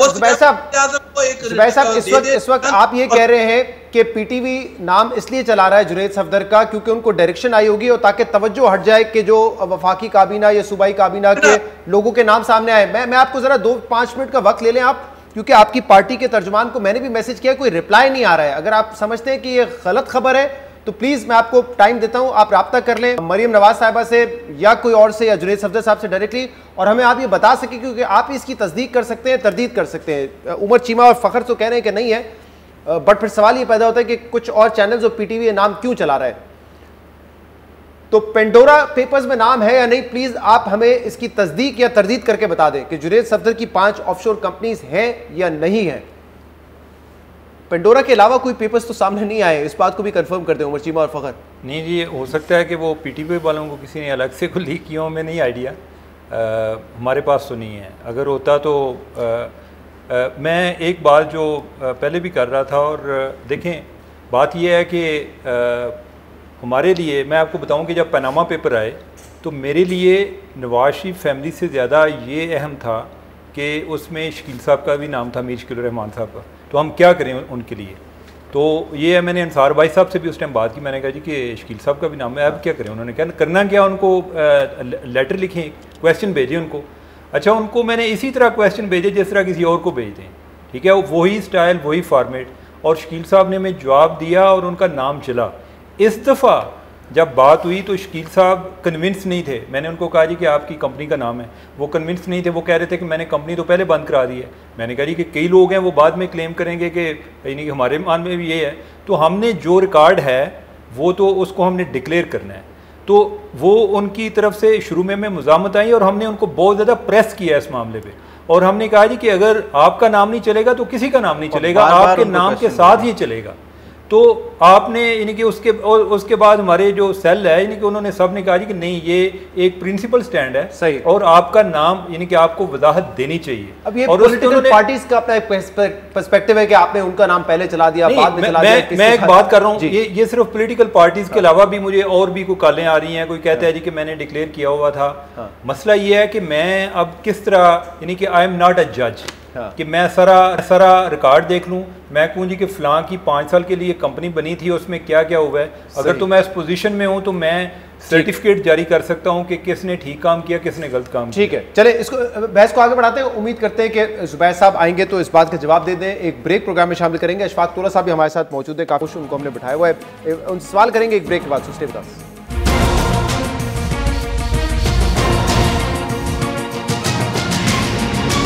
वेलकम बैक नाज़रीन। हम बात करें पेंडोरा पेपर्स में जिन शख्सियात के नाम आए हैं और ख़ासतौर पे जिनका ताल्लुक पाकिस्तान से है। अब से कुछ देर पहले फवाद चौधरी साहब का ये ट्वीट भी आया है कि अली डार जो नवाज शरीफ के दामाद हैं, इनके नाम ऑफशोर कंपनी के बाद अब नई इत्तलात ये है कि मरियम नवाज के बेटे जुनैद सफदर के नाम पर भी 5 ऑफशोर कंपनियाँ हैं। इस ख़ानदान के पास कितना पैसा है? इस वक्त हमारे साथ फवाद चौधरी साहब मौजूद हैं, वज़ीर इत्तलात। फवाद साहब बहुत बहुत शुक्रिया वक्त देने के लिए। वज़ीर आज़म की ट्वीट्स पर मैं बात करता हूँ, लेकिन PTV ने अभी यह खबर चलाई है कि जुनैद सफदर के 5 ऑफशोर कंपनीज हैं। हमारे साथ तो फ़खर और उमर बैठे हुए, ये कह रहे हैं कि ये पेंडोरा पेपर्स में तो नहीं है। आपको अंदाज़ा है कि कहाँ से नाम आए हैं PTV के पास? नहीं, मुझे तो अंदाज़ा नहीं है। मैंने तो PTV पे, फिर ARY पे, फिर जियो पे ये खबरें देखी और मैंने यही कहा कि मीडिया बता रहा है कि इनके नाम भी हैं। तो लेट्स सी, क्योंकि ज़ाहिर है हम तो डॉक्यूमेंट्स डिटेल में अभी तक नहीं, आधे घंटे में तो नहीं सारे पढ़ सकते। सही, जियो ने नाम नहीं लिया। जियो ये डिस्कस कर रहा है कि PTV ने ये चलाया है, और अब से कुछ देर पहले मोहम्मद जुबैर साहब ने ये कहा कि PTV ने यकीनन ये किसी के डायरेक्शन पे चलाया होगा ताकि हुकूमत के जो शख्सियात के नाम है उनसे तवज्जो हटाई जाए, यानी कि इशारा हुकूमत की तरफ है उनके? कहीं ना कहीं देखें, जुनैद सफदर तो पहले भी मरियम नवाज के और अली डार के नाम पे उनकी तवज्जो है कि शरीफ फैमिली के कौन सा फर्द है घर का जिसकी ऑफशोर कंपनी नहीं है, तो तवज्जो हटाने में तो कोई तुक्की नहीं बनती। शरीफ फैमिली का और उनका जो पनामा में जो जिस तरह से हुआ, फिर अभी ये जो भी की लीक्स हैं, इसी में भी इन्हीं खानदानों के नाम है, इसमें तवज्जो उनसे क्या हटती है? मेन तो है ही वो। और पाकिस्तान में जहाँ जहाँ करप्शन का तस्करा आता है और वहाँ शरीफ फैमिली का और जरदारी साहब का इनका नाम आता है, उसमें उनके क्या तवज्जो? तो लोग बोर ही हो गए अब जिनके नाम सुन के करप्शन से। लेकिन इस दफ़ा जो पनामा पेपर्स के बाद जो पेंडोरा पेपर सामने आए उसमें एक अली डार साहब का नाम है, लेकिन आपकी वफाकी काबीना के कई रहनुमा हैं, आपकी सूबाई काबीना के लोग हैं, शौकत तरीन साहब हैं, फैसल वावडा साहब का नाम है, खुसरो बख्तियार के भाई का नाम है, अलीम खान का नाम है इसमें। तो अगर आप समझते हैं कि करप्शन का नाम आता है तो इन लोगों के नाम सामने आते हैं, तो इस हवाले से क्या कहेंगे अब आप? देखिए जी, यहाँ पे हमारा तो मामला बिल्कुल वाज़ेह है। वज़ीर आज़म ने अपनी ट्वीट्स में भी और पहले अमल से भी हमने ये साबित किया, जब पहले अलीम खान साहब की तो वही कंपनी यहाँ पे नाम है ना जिसमें वो पहले जेल भी जा चुके हैं। सत्यान साहब आए थे, बाबर अवान आए थे, वो सब ने अपने ओहदे छोड़े और अदालतों में पेश हुए। अब इस बार भी जो नाम आए हैं, शौकत तरीन साहब ने तो खुद अपने ही आपके ही टीवी के ऊपर अपनी पोजीशन जो है वो वाजे कर दी। अगर बाकी भी किसी का नाम है तो उसको उसी अमल से गुजरना होगा जिस पे बाकी माजी में पीटीआई के वज़रा जो है वो गुजरे। क्योंकि वज़ीर आज़म ने अपने पहले ट्वीट में तो बड़ा वाजे कर दिया है, वो पेंडोरा पेपर्स के हवाले से ये कह रहे हैं कि जो इल गॉटन वेल्थ है of elites accumulated through tax evasion and corruption and laundered out of financial havens, यानी कि वो तो उसको करप्शन डिक्लेयर कर रहे हैं, तो उसके बाद फिर तहकीकात की तो गुंजाइश रहती नहीं है। जिसका नाम आया उससे आप क्या करेंगे उनके साथ? देखिए जी, बिल्कुल सही बात है आपकी, और जो जिसका ऊपर इल्जाम है जाहिर है कि उनको अपनी पोजीशन क्लियर करनी होगी, और इसके बगैर तो नहीं है। पीटीआई की हुकूमत में तो ये रवाज नहीं, कोई नून लीग या पीपल्स पार्टी की हुकूमत तो नहीं है। जाहिर है कि यहाँ पे तो एक अकाउंटेबिलिटी का बहुत सख्त निज़ाम है और प्राइम मिनिस्टर उस पर अमल करता है। और अभी मोहम्मद जुबैर साहब कुछ देर पहले कह रहे थे कि जब पनामा पेपर्स में नाम आया था नवाज शरीफ की फैमिली का, तो जिस जोश के साथ उन्होंने एक तहरीक चलाई थी वही तहरीक दोबारा चलाएं जिसमें उनके अपने वज़रा के नाम भी सामने आए हैं। मोहम्मद जुबैर साहब मैं क्या कहूँ, घर पे बैठे कुछ दिन ऐसे रोज टीवी पे आ जाते हैं पागलों की तरह। घर पे बैठना चाहिए उन्हें। पर्सनल कमेंट का तो फायदा नहीं है ना फवाद साहब। अब वो ऑपोजिशन में है, पहले आप ऑपोजिशन में थे, आप कहते थे तहकीकात होनी चाहिए, अब वो कह रहे हैं तहकीकात होनी चाहिए, इसमें क्या? तो हम तो कह रहे हैं नहीं, हम तो अब भी कह रहे हैं तहकीकात होनी चाहिए। सिर्फ ये है कि मैं तो वैसे कह रहा हूँ घर पे बैठा कोई अच्छा नहीं लगता। अब एनीवेज वो तहकीकात होंगी, बिल्कुल होंगी इंशाल्लाह। और इसका आगाज किससे होगा? वफाकी काबीना में जो लोग हैं उनसे होगा, सियासतदानों से होगा, ब्यूरोक्रेट से होगा, साबिक मिलिट्री ऑफिसर से होगा? किससे करेंगे? तमाम लोगों के खिलाफ इकट्ठा होगा। ये कोई बातें करने वाली, सब लोगों के खिलाफ इकट्ठा होगा। जो लोग हैं वो शामिल हैं, वो इसमें अपना मामला जो है वो आगे चलाएं। सही, क्योंकि लास्ट टाइम जब पनामा पेपर्स में नाम आए थे 444 पाकिस्तानियों के थे, किसी के खिलाफ हुई नहीं तहकीकात। ये बात आपकी सही है, और इसमें असल में ना जो लोगों का असल प्रॉब्लम ये है कि जो अकाउंटेबिलिटी का शुरू हुआ है मामला, उसको मंतकी अंजाम तक लोग देखना चाहते हैं, और लोग जो हैं वो इस बात से बोर हो गए हैं कि रोज नया केस आए और उसके ऊपर हम आगे बढ़ें।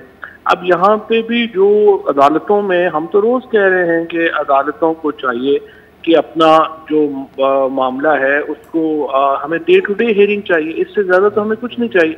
हम तो अदालतों से कह रहे हैं कि शहबाज शरीफ साहब अगर बाहर हैं, मरियम आज जेल से बाहर हैं, तो सिर्फ इस वजह से बाहर हैं। 14 एडजमेंट्स दे चुकी हैं मरियम नवाज, और इसी तरह से शहबाज शरीफ साहब के खिलाफ जो केस है 6 महीने से जज ही नहीं था। तो आप जब तक अदालतें इनके केसेस डे टू डे सुने, और अगर गलत केस है तो उनको बरी करें, अगर सही है तो उनको जो है लोग समझते हैं। अब मरियम नवाज साहबा का ट्वीट आ गया है, उन्होंने निजी टीवी चैनल के हवाले से कहा है कि अगर उन्होंने माफ़ी नहीं मांगी इस फेक न्यूज़ के हवाले से, I will take them to the court. अब इसमें पीटीवी का नाम नहीं है क्योंकि आप खुद फेक न्यूज़ के बड़े खिलाफ हैं।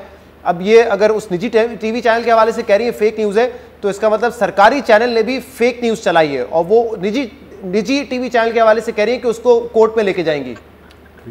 नहीं, उनको जरूर जाना चाहिए। हो सकता है मरियम नवाज से पैसे निकलवाने का यही रास्ता है कि वो किसी के खिलाफ दावा करें और उसमें उनको जो है। बट फवाद साहब, दिस इज वेरी सीरियस, क्योंकि जो दो जर्नलिस्ट जो कि इन्वेस्टिगेटिव जर्नलिस्ट हैं, आईसीआईजे से लिंक्ड है, वो हमारे साथ हैं, वो कह रहे हैं हमने नहीं देखा पेंडोरा पेपर्स में। अब अगर सरकारी टीवी इस मौके पे फेक न्यूज चलाता है जिस पर जुबैर साहब कह रहे हैं कि गवर्नमेंट की डायरेक्शन पे चलाए गए हैं, तो it is a very serious matter, specially जब वजीर इत्तलात फेक न्यूज के हवाले से बाकायदा बड़े सीरियस है कि ये नहीं होनी चाहिए। नहीं होनी चाहिए, बिल्कुल। और मैं तो फेक न्यूज के खिलाफ लेजिस्लेशन लाना चाहता हूँ। आप लोग ये अपोज करते हैं। फवाद साहब क्या कहा? सॉरी, मैं तो फेक न्यूज के खिलाफ रोजाना ये कहता हूँ कि लेजिस्लेशन आनी चाहिए। आप लोग ही बैठ के अपोज करते हैं कि नहीं आनी चाहिए। फेक न्यूज के हवाले से तो किसी ने नहीं कहा कि लेजिस्लेशन नहीं आनी चाहिए, बट ये तो शुरुआत करें ना पीटीवी से। अगर ये फेक न्यूज साबित होती है तो क्या करेंगे फिर आप? कानून बनाए ना, मुतालबा करें कि कानून होना चाहिए फेक न्यूज का, ताकि हम कार्रवाई कर सकें। आप मुतालबा ही नहीं करते। अभी करिए, हिम्मत करें ना।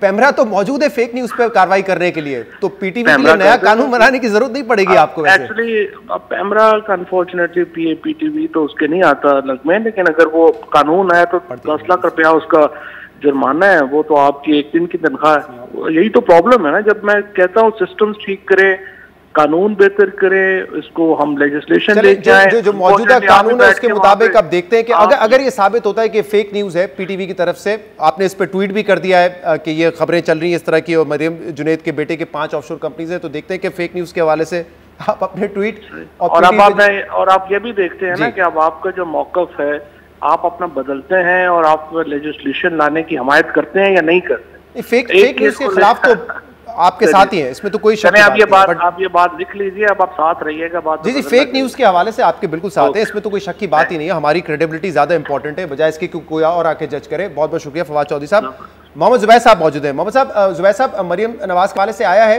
और आई एम श्योर आपने भी कंफर्मेशन हासिल कर ली होगी। जी, बट अफसोस, मुझे इतना अफसोस हो रहा है, एंड लेट मी से कि they want to establish a one party fascist state कि जी कौन बोलेगा और कौन नहीं बोलेगा। मतलब आप सोचें कि एक तो पहले फेक न्यूज नहीं, आप इसको फेक न्यूज कह रहे हैं, मैं तो कह रहा हूँ एक झूठ, बिल्कुल ब्लेटेंट एक झूठ बोला गया पीटीवी पर, और मैं मेंटेन करता हूँ कि वो डायरेक्शन में बोला गया। जो इन्वेस्टिगेशन जिन जर्नलिस्ट ने किया वो आपके साथ बैठे हुए और वो उनकी मौजूदगी में, और उन्होंने बड़े क्लियर अंदाज में बताया भी फखर ने कि शरीफ फैमिली के तमाम इंडिविजुअल्स का उन्होंने इन्वेस्टिगेट किया है। तो उसके बाद पीटीवी के पास कैसे न्यूज आई और फिर फवाद चौधरी ने उठा के उसको ट्वीट भी कर दिया, क्योंकि एक और इतने मासूमाना तरीके से बातें कर रहे हैं कि जी हाँ ठीक है, वो तो उनको अपना सफाई पेश करनी चाहिए, सफाई नहीं पेश करनी चाहिए वो तमाम चीजें। एंड लेट मी स्टेट कि क्या जब ऑफशोर कंपनी चाहे शौकत तरीन की थी या दूसरे जो नाम आए हैं, अलीम खान और सबसे बढ़ के इमरान खान तो बादशाह हैं ऑफशोर कंपनी के। सबसे पहली ऑफशोर कंपनी पाकिस्तान की तारीख में इमरान खान ने बनाई थी और डिक्लेयर नहीं किया था 20 साल तक। जब पनामा आ गया था तो उसके बाद पकड़े गए थे। तो मैं सिर्फ एक याद दहानी करा रहा हूँ कि वो इतना फवाद चौधरी साहब हमें लेक्चर दे के गए मोरालिटी पर, तो मैं याद दिला दूं उनको। दूसरी बात यह है कि पैसा उसके सोर्सेज क्या हैं जो ऑफशोर कंपनी बनी थी, ये जितने भी नाम अभी आ रहे हैं, इसी तरह से वो यहाँ से ट्रांसफर कैसे हुए थे, वो डिक्लेयर हुए थे ये नहीं हुए थे, क्या एफबीआर। लेकिन जुबैर साहब इस मौके पे मुझे सवाल करने दें, आपकी तो अपनी हुकूमत थी, आप लोग ये कहते हैं कि नवाज शरीफ के खिलाफ जो है सिर्फ कार्रवाई हुई, तो आप करते ना बाकी लोगों के खिलाफ। एफबीआर आपके पास था, वजारत खजाना आपके पास थी, हुकूमत आपकी थी, क्यों नहीं की 444 लोगों की इन्वेस्टिगेशन? 2 साल उसके बाद हुकूमत रही है आपकी। नहीं, 2 साल 2016 में पेपर आए, 2018 तक आपकी हुकूमत रही है ना सर। मैं आपको याद दिला देता हूँ और उमर चीमा और फखर को भी याद होगा कि तय ये हुआ था supreme court of Pakistan opposition जमातों की तरफ से जजेस जो सुप्रीम कोर्ट के उस वक्त थे, आसिफ खोसा और साकिब निसार वगैरह, चीफ जस्टिस शायद साकिब निसार उसके बाद बन गए थे, कि उन्होंने कहा था कि पहले नवाज शरीफ का कर लें और उसके बाद 444 का करेंगे। नहीं पहले ये इख्तियार तो एफबीआर के पास था ना, जिन्होंने नोटिस भी भेजे, लेकिन फिर पता करना चाहिए था ना कि उस नोटिस के क्या जवाब आए, क्या कार्रवाई हुई। या तो ये कह दे कि 444 के जवाब मुतमईन तसल्ली बख्श थे। क्यों डिफरेंट होना चाहिए? आज मौका है डिमांड करने का। क्यों? जब एक नवाज शरीफ के लिए एक कानून का तरीका है, हम कहते हैं ना अमीर और गरीब के लिए डिफरेंट है, यहाँ तो अमीर के लिए आपने प्राइम मिनिस्टर के लिए बनाया और उसको रगड़ दिया, बिल्कुल झूठ उस पर के जी ये। और वो पनामा पर तो डिस्क्वालीफाई हुए ही नहीं थे, अकामा पर हुए। मैं साहब जस्ट सेकंड, अभी मरियम नवाज साहबा का ये मैसेज आया कि वो दोनों चैनल्स को सू करेंगी, यानी कि जो निजी टीवी चैनल और पीटीवी जिन्होंने ये गलत खबर नशर की है। मेरे साथ अगर इजाजत दें, आपके पास तो बेनिफिट था दोनों इन्वेस्टिगेशन मैंने पूछ लिया, और आप कह रहे बार-बार मेरे से कह रहे हैं कि आप पता करके आए, पता कर। ऑब्वियसली देखिए आपने तो तस्दीक या तरदीद करनी है क्योंकि आप तर्जुमान है, जैसे मरियम नवाज ने किए। इन दोनों से तो मैंने आपके सामने भी पूछ लिया था, आपके आने से पहले भी पूछ लिया था जब ये खबर फ्लैश हुई थी। मुस्तफ़ा नवाज खोखर साहब, पीपल्स पार्टी के सीनियर रहनुमा सेनेटर हमारे साथ मौजूद हैं। मुस्तफ़ा नवाज खोखर साहब, पेपर्स के बाद वज़ीर आज़म का तो बाकायदा ट्वीट्स आ गए हैं कि मैं हमेशा से कहता रहा हूँ कि ये पैसा गरीब ममालिक का अमीर मुल्कों में जाके पार्क होता है, इसको रोकना चाहिए और हम तहकीकात करेंगे उन तमाम सिटीजन्स की जिनका नाम आया है कि क्या उन्होंने कोई गलत काम किया है और अगर किया है तो उनके खिलाफ एक्शन होगा। जी, पिछले 3 सालों में जब से पीटीआई हुकूमत में आई है, वज़ीर आज़म साहब इस कुर्सी पर बैठे हैं, इन 3 सालों में जो पनामा पेपर्स के अंदर जिन लोगों का आपने जिक्र किया, तकरीबन 444 लोगों का, उनके बारे में तो हमने कोई तहकीकात नहीं देखी। अब ये एक नया स्कैंडल सामने आया है, इसमें आपने भी इसको अपने टीवी प्रोग्राम में जितना आप शो कर रहे हैं, आपने क्लैरिफाई किया कि एक्सेल ऑफशोर कंपनीज बनाना इलीगल नहीं है, लेकिन देखना ये होगा कि क्या उसके अंदर टैक्स इवेजन की गई, क्या पाकिस्तान में टैक्स अथॉरिटीज के सामने ये कंपनीज को उन्होंने अपनी रिटर्न के अंदर डिक्लेयर किया या नहीं किया, और फिर इन कंपनीज की जो सोर्स ऑफ फंडिंग है अगर डिक्लेयर हुई भी तो उनकी सोर्स ऑफ फंडिंग क्या थी जिसके जरिए उन्होंने फॉरेन एसेट्स खरीदे या बिजनेस के अंदर एंगेज हुई। ये एफबीआर के लिए तहकीकात करनी चाहिए, माजी में नहीं हुई। हम उम्मीद करते हैं कि इसमें इम्पार्शली तहकीकात होंगी और एक इम्पार्शल तरीके से एफबीआर जो है, जिसकी प्राइमरी रिस्पॉन्सिबिलिटी है कि वो कल एक प्रेस कॉन्फ्रेंस करेगा और एफबीआर तमाम उन लोगों को जिनके नाम इसमें हैं उनको नोटिस इशू करेगा, और साथ ही साथ हम ये भी तवक्को करते हैं कि एफबीआर लगे हाथों में ये भी बता दे कि उन 444 लोगों को जिनके पनामा पेपर्स में नाम आए थे कि 3 साल में उन्होंने उनके बारे में क्या तहकीक। और मुस्तफ़ा नवाज खोखर साहब, इस लिस्ट में शजील मेमन साहब का भी नाम है, साबिक वजीर इत्तलात हैं सिंध के, और नैब के केसेस भी उनके ऊपर हैं, 3 ऑफशोर कंपनीज उनकी हैं। तो आप कह रहे हैं कि एफबीआई तहकीकात करे तो आई एम श्योर आप कहेंगे कि उनकी भी तहकीकात करे, बट पार्टी लेवल पे भी पूछा जाना चाहिए कि कौन से आपके कारोबार हैं कि आपने इतनी कंपनीज बना ली हैं। तहकीकात होने चाहिए, चाहे वो पीपल्स पार्टी के हों, चाहे मुस्लिम लीग नून के हों, चाहे तहरीक इंसाफ के हों, कारोबारी लोग हों, ताजिर हैं या जनरल्स हैं जो रिटायर्ड जिनके नाम सामने आ रहे हैं, या ब्यूरोक्रेट्स हैं। तहकीकात तो सबसे होनी चाहिए, और मैं तो समझता हूँ कि शजील मेमन साहब को भी आके इसके बारे में अपनी वजाहत देनी चाहिए कि इसका बैकग्राउंड क्या है, आया डिक्लेयर्ड है या नहीं है, ये इन सारी चीज पे तहकीक होनी चाहिए। सही, अभी के भी एंटी करप्शन डिपार्टमेंट्स तो होते हैं, तो अगर वफाकी हुकूमत या एफबीआर नहीं करती तहकीकात तो फिर शजील मेमन के खिलाफ तहकीकात तो सिंध हुकूमत भी कर सकती है ना। जी, इसके ऊपर फिर सिंध हुकूमत को अपना मौक़िफ़ देना चाहिए, लेकिन प्राइमरी रिस्पॉन्सिबिलिटी तो एफबीआर की है, फेडरल बोर्ड ऑफ रेवेन्यू की। टैक्स रिटर्न है वो हर शहरी बेशक उसकी 0 टैक्स रिटर्न हो, उसको आर के पास दायर करनी पड़ती है। राइट, बहुत बहुत शुक्रिया मुस्तफ़ा नवाज खोखर साहब। एक ब्रेक मिल करेंगे, इसके बाद मजीद बात करेंगे। शिवदास,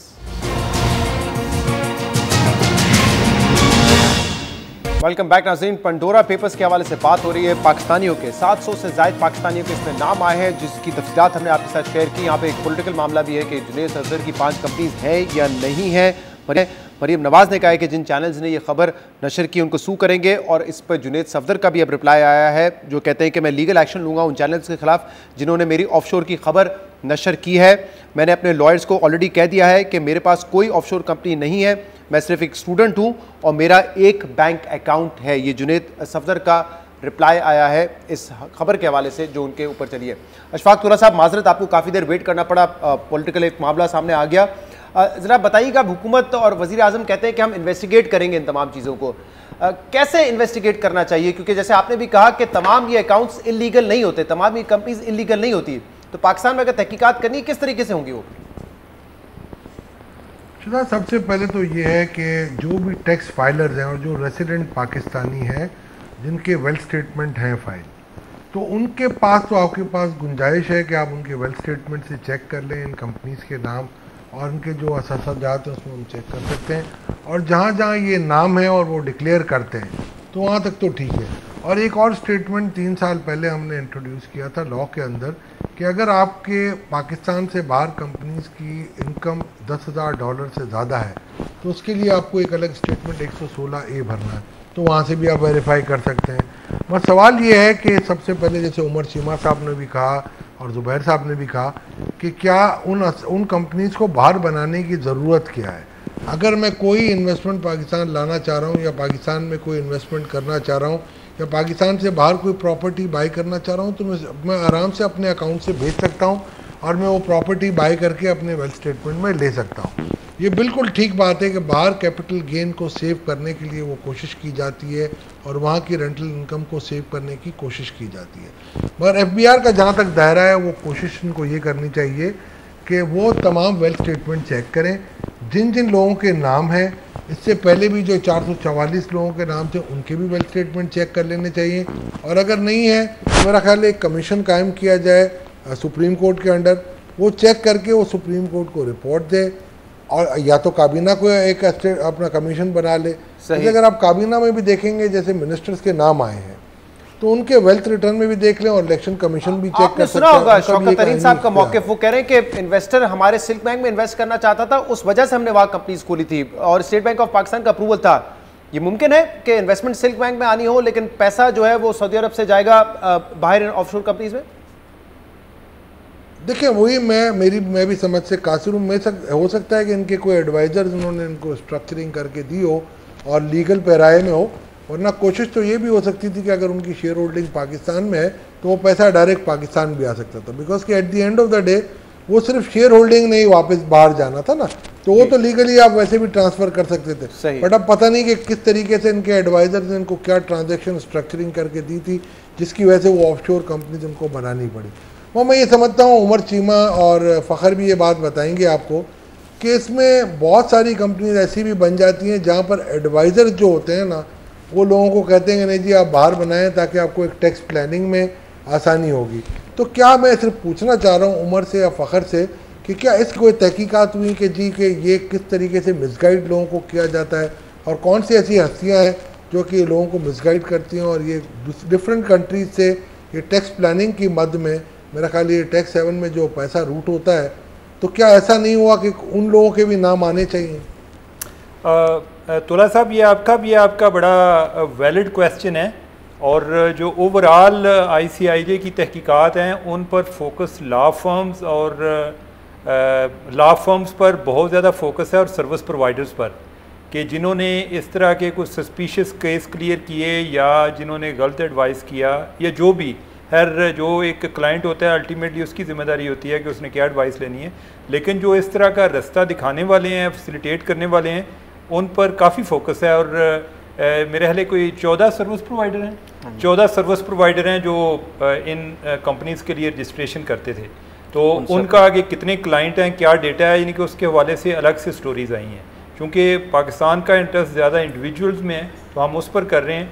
दूसरा आपने पहले शुरू में बात की थी अमेरिका के हवाले से, इस दफ़ा पहली बार ऐसा हुआ है कि अमेरिका अंडर फोकस है कि ऑफशोर के हवाले से कि वो ख़ुद बहुत बड़ा टैक्स हेवन है कि ब्रिटिश वर्जिन आइलैंड के बाद सबसे ज़्यादा जो केसेस हैं वो उधर अमेरिका में कोई इस तरह के टैक्स हेवन बने हुए हैं। सही, साउथ डेकोटा वगैरह जी, 15-16 स्टेट्स में उधर इस तरह की कुछ और भी नाज़रीन को नाम बता दें क्योंकि हमने ग्लोबल पर्सपेक्टिव से नहीं बात की है, अदरवाइज जैसे हमने बताया था 35 ममालिक के करंट या फॉर्मर लीडर्स भी इसमें है, जिसमें है रूलर है कतर और दुबई के, यूक्रेन, कीनिया, इक्वाडोर के सदर हैं और प्राइम मिनिस्टर साबिक प्राइम मिनिस्टर बरतानिया के टोनी ब्लेयर का भी इसमें नाम है। लास्ट टाइम डेविड कैमरून के फादर का नाम आया था और डेविड कैमरून को जवाब देना पड़ा था पार्लियामेंट पे और इसके अलावा आइसलैंड के वजीर आजम का नाम आया था, उनको इस्तीफा देना पड़ा था।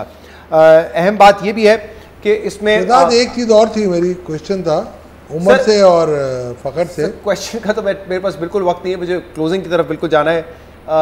मैं कुछ और नाम ज़रा सामने बताता चलूँ कि हमने बात की थी अभी के जंग ग्रुप के जो एडिटर इन चीफ है उनका नाम है, इसके अलावा एग्जैक्ट के ओनर शोएब शेख का नाम भी इस लिस्ट में है जिनकी एक ऑफशोर कंपनी है। मीडिया में एक्सप्रेस न्यूज़ के लखानी साहब उनका भी नाम है, डॉन के चीफ एग्जीक्यूटिव हमीद हारून उनका भी इस लिस्ट में नाम है और उन्होंने भी अपनी ऑफशोर कंपनी रखी हुई है। इसके अलावा वकार मसूद साहब साबिक सेक्रेटरी फाइनेंस है और वजीर आजम के SAPM थे, उनके बेटे की भी इसमें एक ऑफशोर कंपनी, गोरमे वालों की भी एक कंपनी है, गोरमे GNN नेटवर्क जो है चैनल, उसके मालिक की भी एक ऑफशोर कंपनी है। आरिफ निजामी मरहूम साहब जो है उनकी भी कंपनी थी, उनकी भी कंपनी है। और इसके अलावा सलमान सिद्दीक साहब जो कि FPR के फॉर्मर चेयरमैन है, उनका बेटे शजावर सलमान की भी एक ऑफशोर कंपनी है। बहुत बहुत शुक्रिया, बड़ी आपने एक्सटेंसिव तहकीकात की हैं इसमें और तमाम पेपर्स को देके आप नाम सामने लेकर आए। Thank you very much Umar Cheema साहब, thank you very much. Fakhar आपने भी हमें ज्वाइन किया और बहुत बहुत शुक्रिया अशफाक तोला साहब, आपने भी हमें ज्वाइन किया। आज का प्रोग्राम में इतना ही, इजाज़त दीजिए।